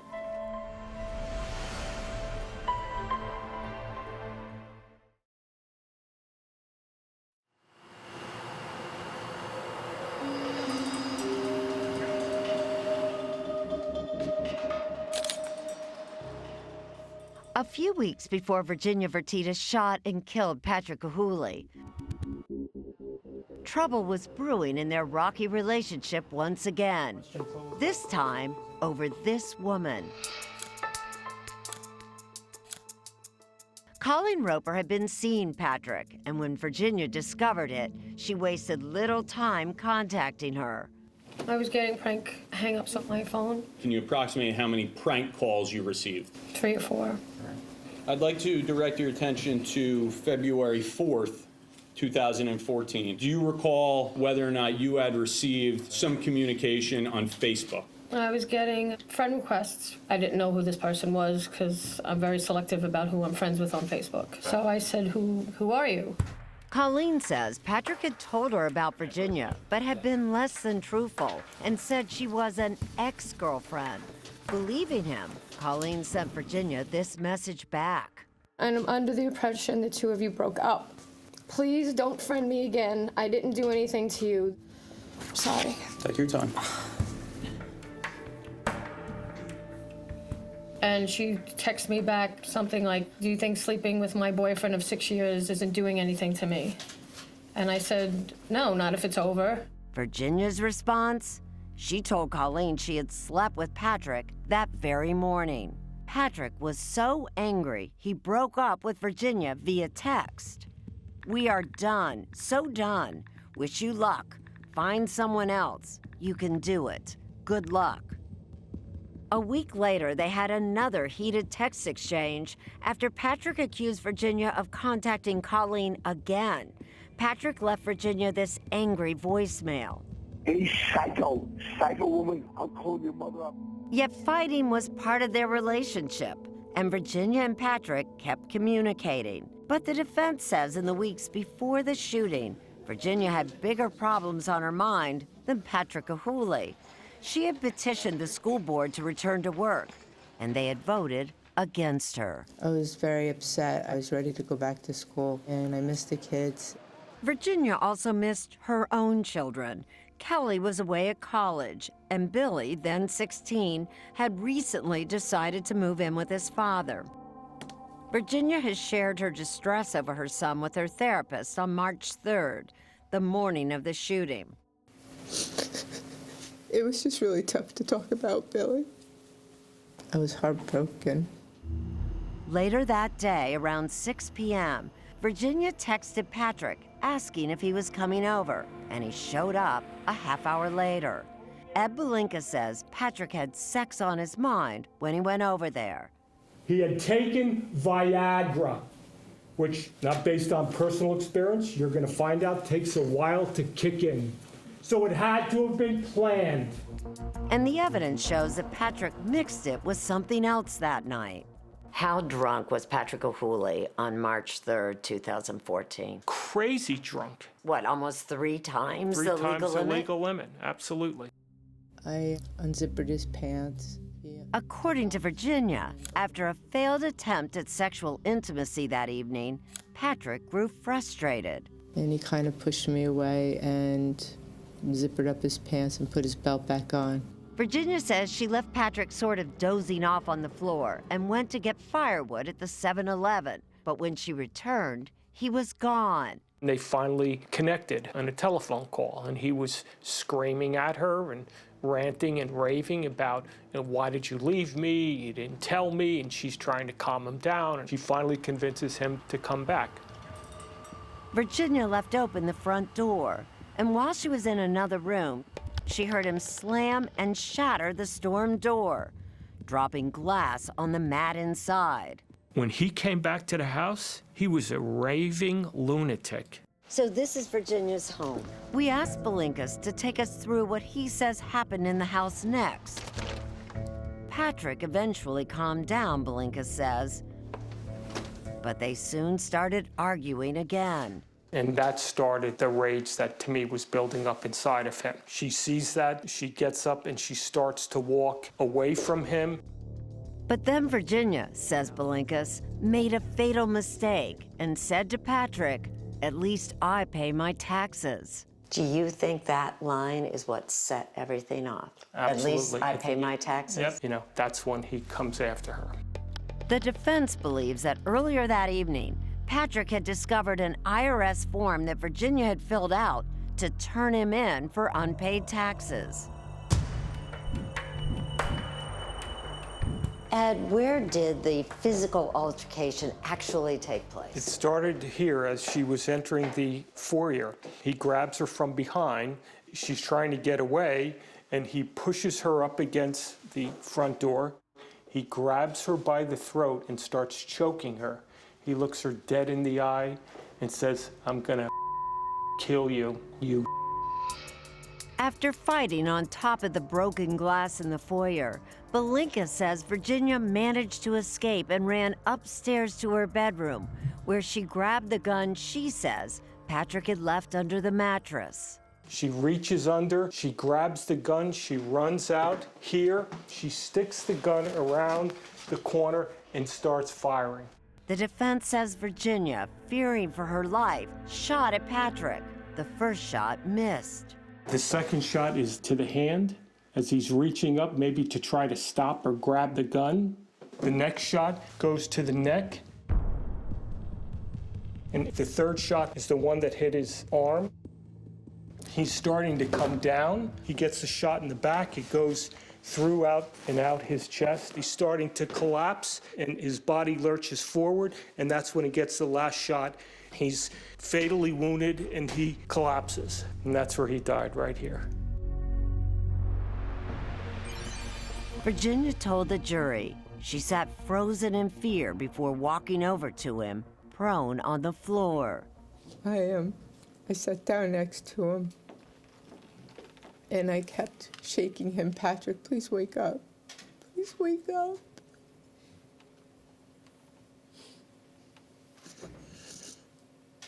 Then he wasn't waking up.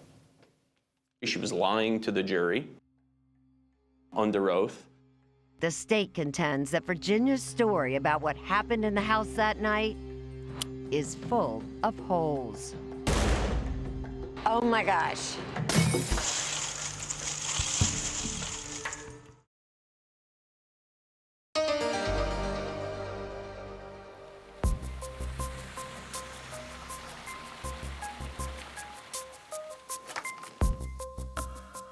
In my office, I keep a wall of people that have been killed or the victims of some crime, and it does become personal.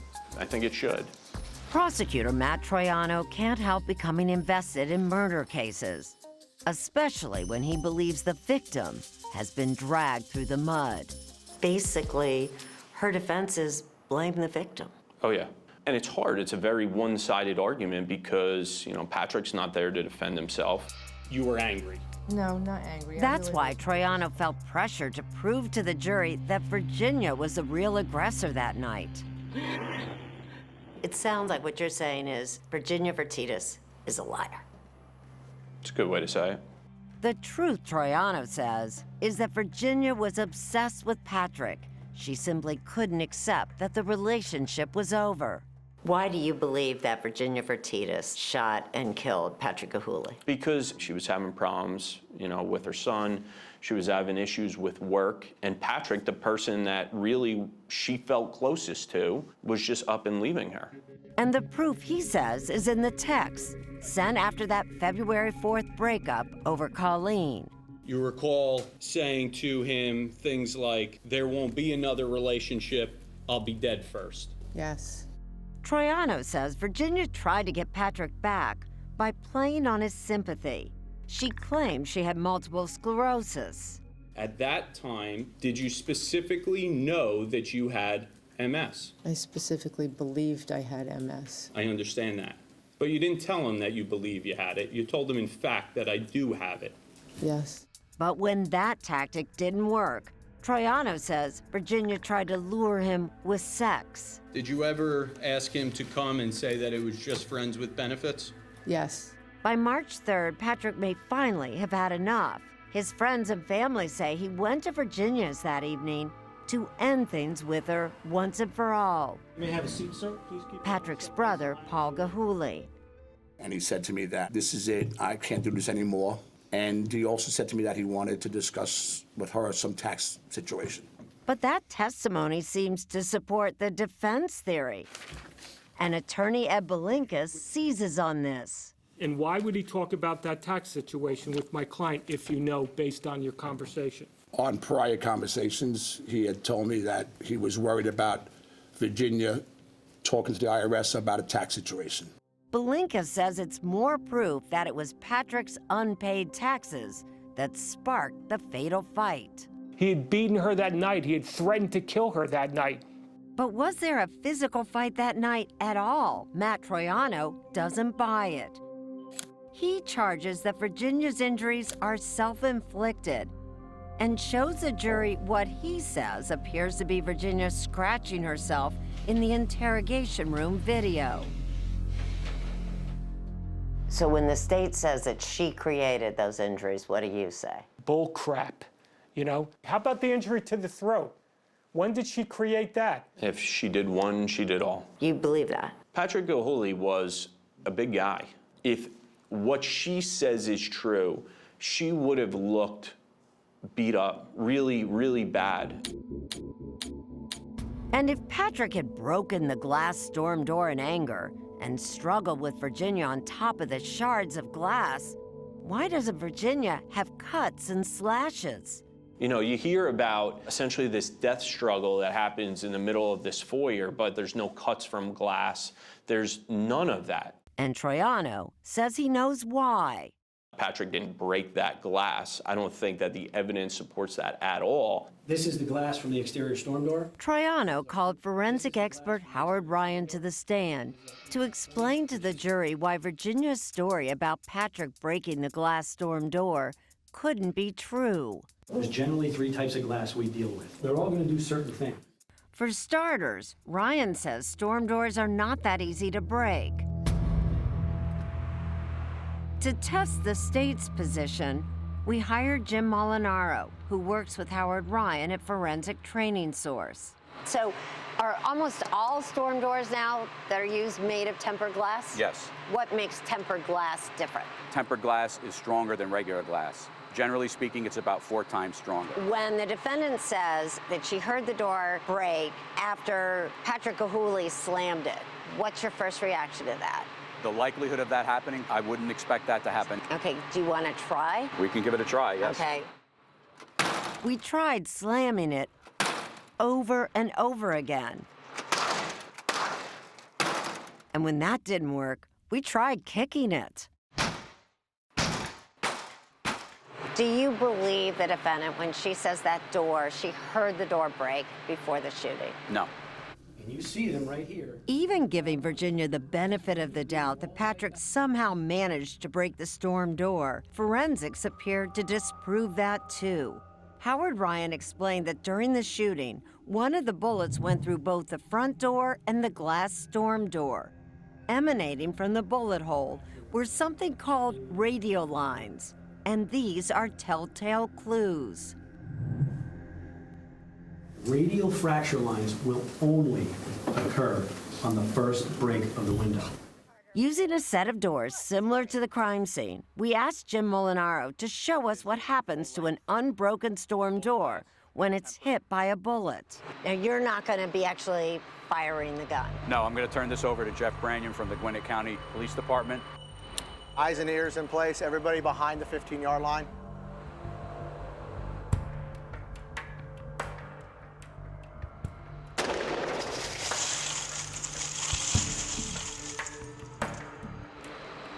You ready to go look? Let's go take a look.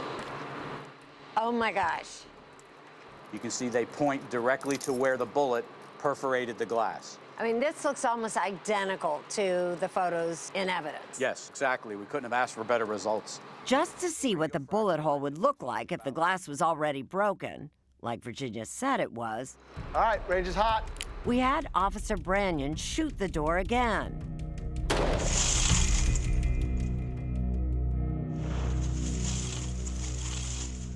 But what is not here that we saw with the very first shot? You don't have the production of any radial fracture lines emanating out from where the bullet went through the glass. All this is proof, the state says, that the bullet was the only thing that broke the glass that night, that Patrick never shattered it in a rage. But what do they believe happened right before the shooting? Jury entering? Patrick's own daughter, Jennifer Gilhooly, says she heard everything. I heard my dad screaming, "She's hitting me. She's hitting me. Stop, stop."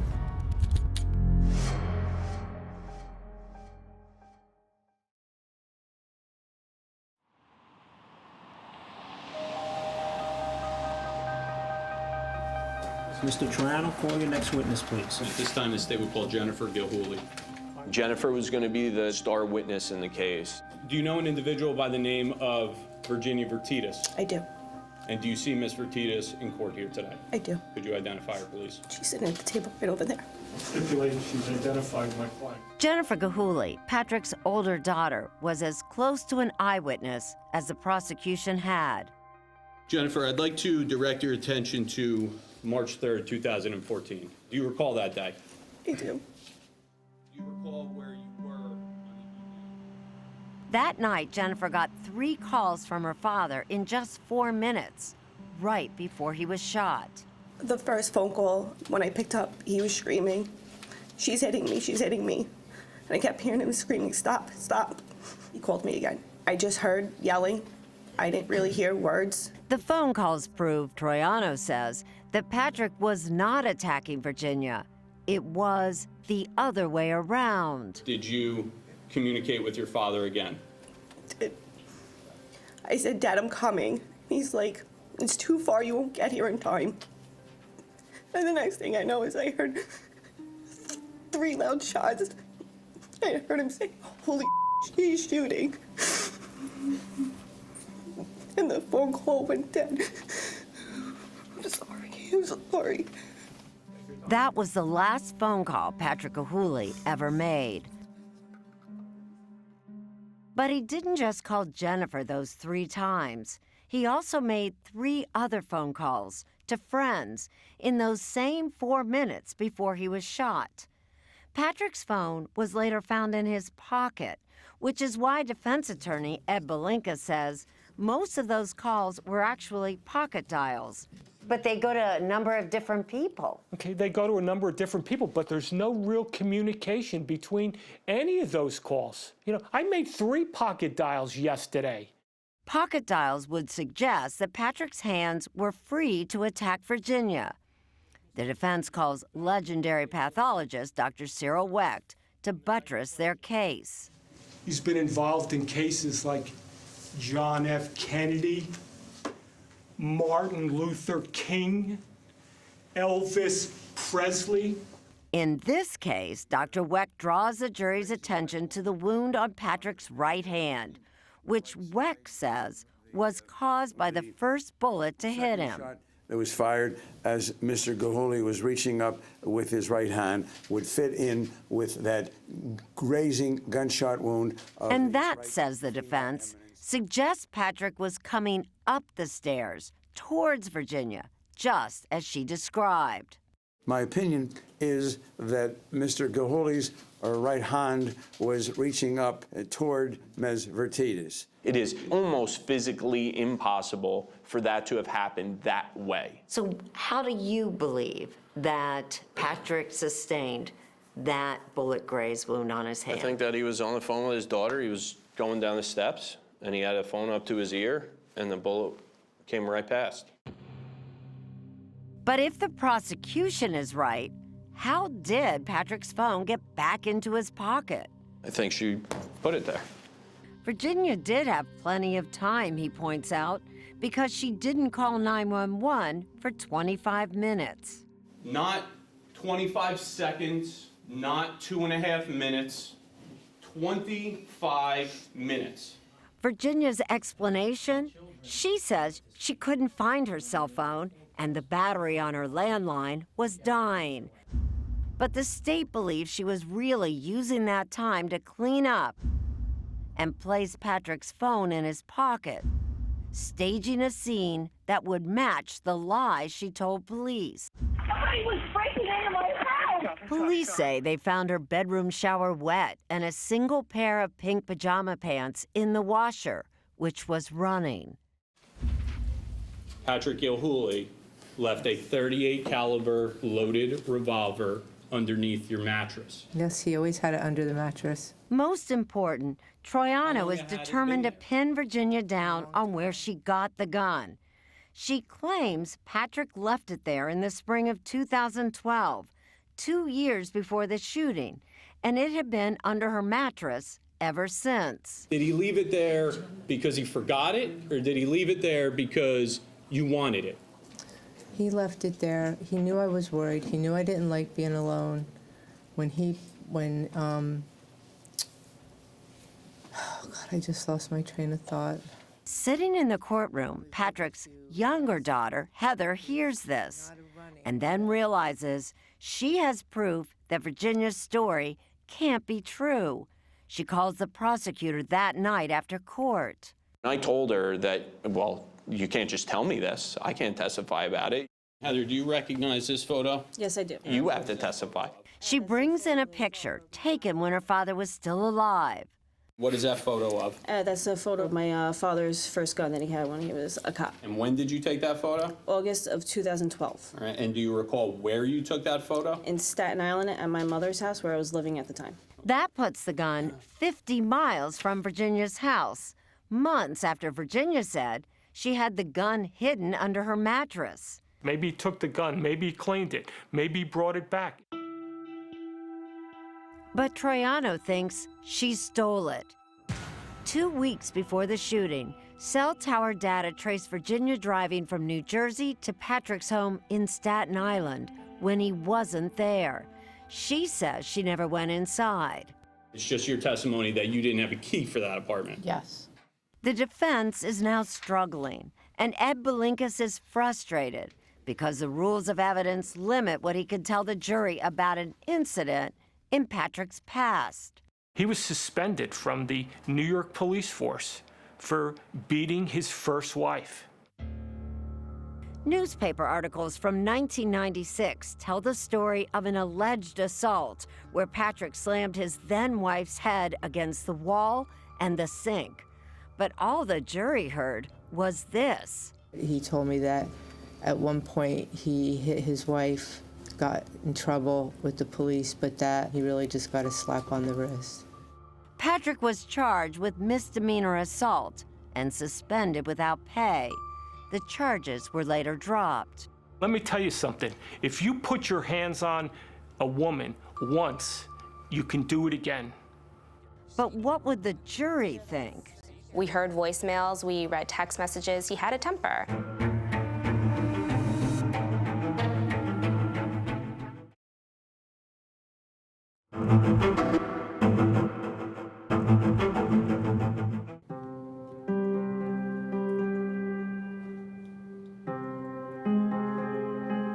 It's a huge undertaking. There's a lot of responsibility that's on you. You feel the weight of the world.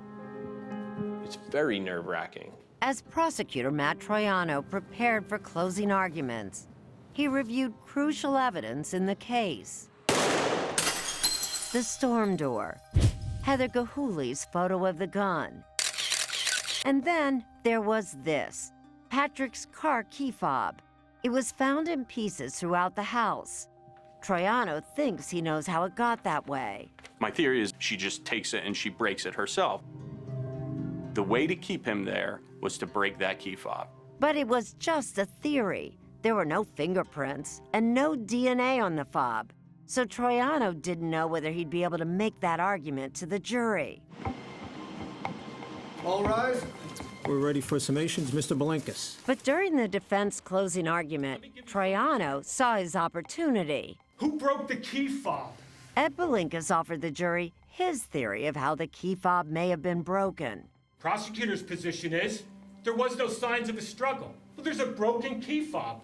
And that gave Troiano the opening he needed. Do you know what you can't do after the key fob's broken? You can't drive your car anymore. If Patrick couldn't use his car to leave the house, then that would explain the 6 calls he made in the minutes leading up to the shooting. Patrick Gahouli would have to call somebody to pick him up. He wasn't going anywhere if this was broken.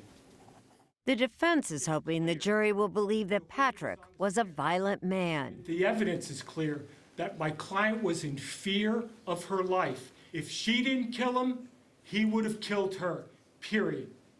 Patrick Gahouli does have at least one incident in his background. Doesn't that make you wonder if, in fact, there was some kind of physical altercation with Virginia? No.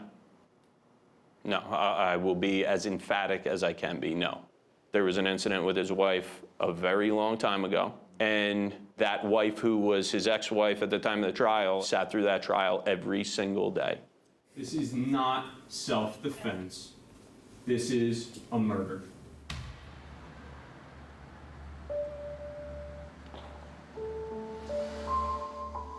I was in the office and somebody said they have a verdict. You gotta let everybody know. You gotta get the family. All rise. Morning, everyone. Please be seated. After almost 7 hours of deliberations, The jury has reached a verdict. I'm getting more nervous. All right, let's get the jury, please. I was definitely not confident at all.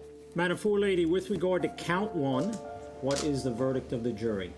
Guilty. guilty of first-degree murder. We will now take a individual polling of all the jurors. I prepared them for the worst. I think that they were probably expecting the worst.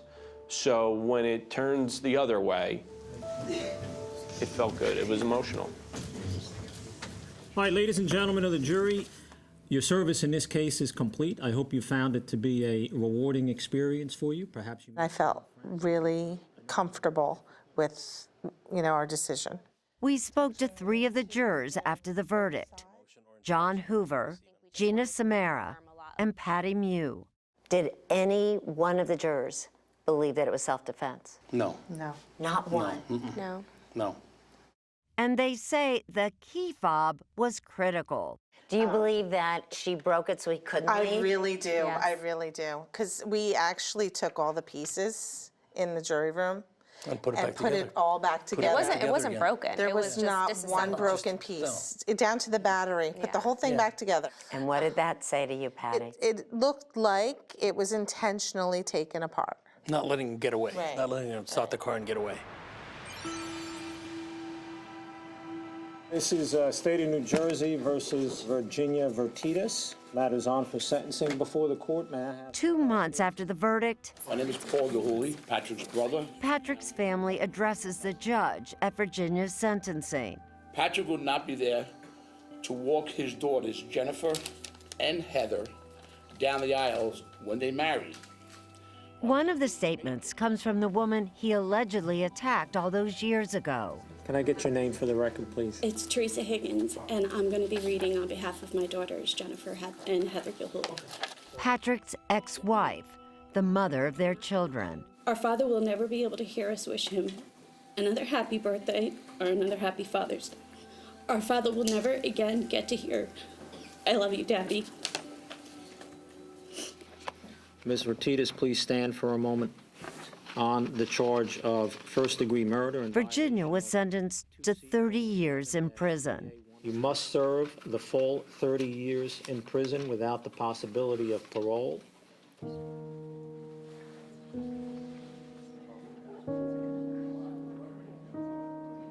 Do you think you will, at some point, see Virginia walk out of prison? Before I die, I hope so. Her mother, Craney, is helping with her appeal. One of the things she keeps telling me is, "Mom, don't leave me." And I hope I don't have to before she gets out. And now Virginia, who feared abandonment, could spend the rest of her life alone.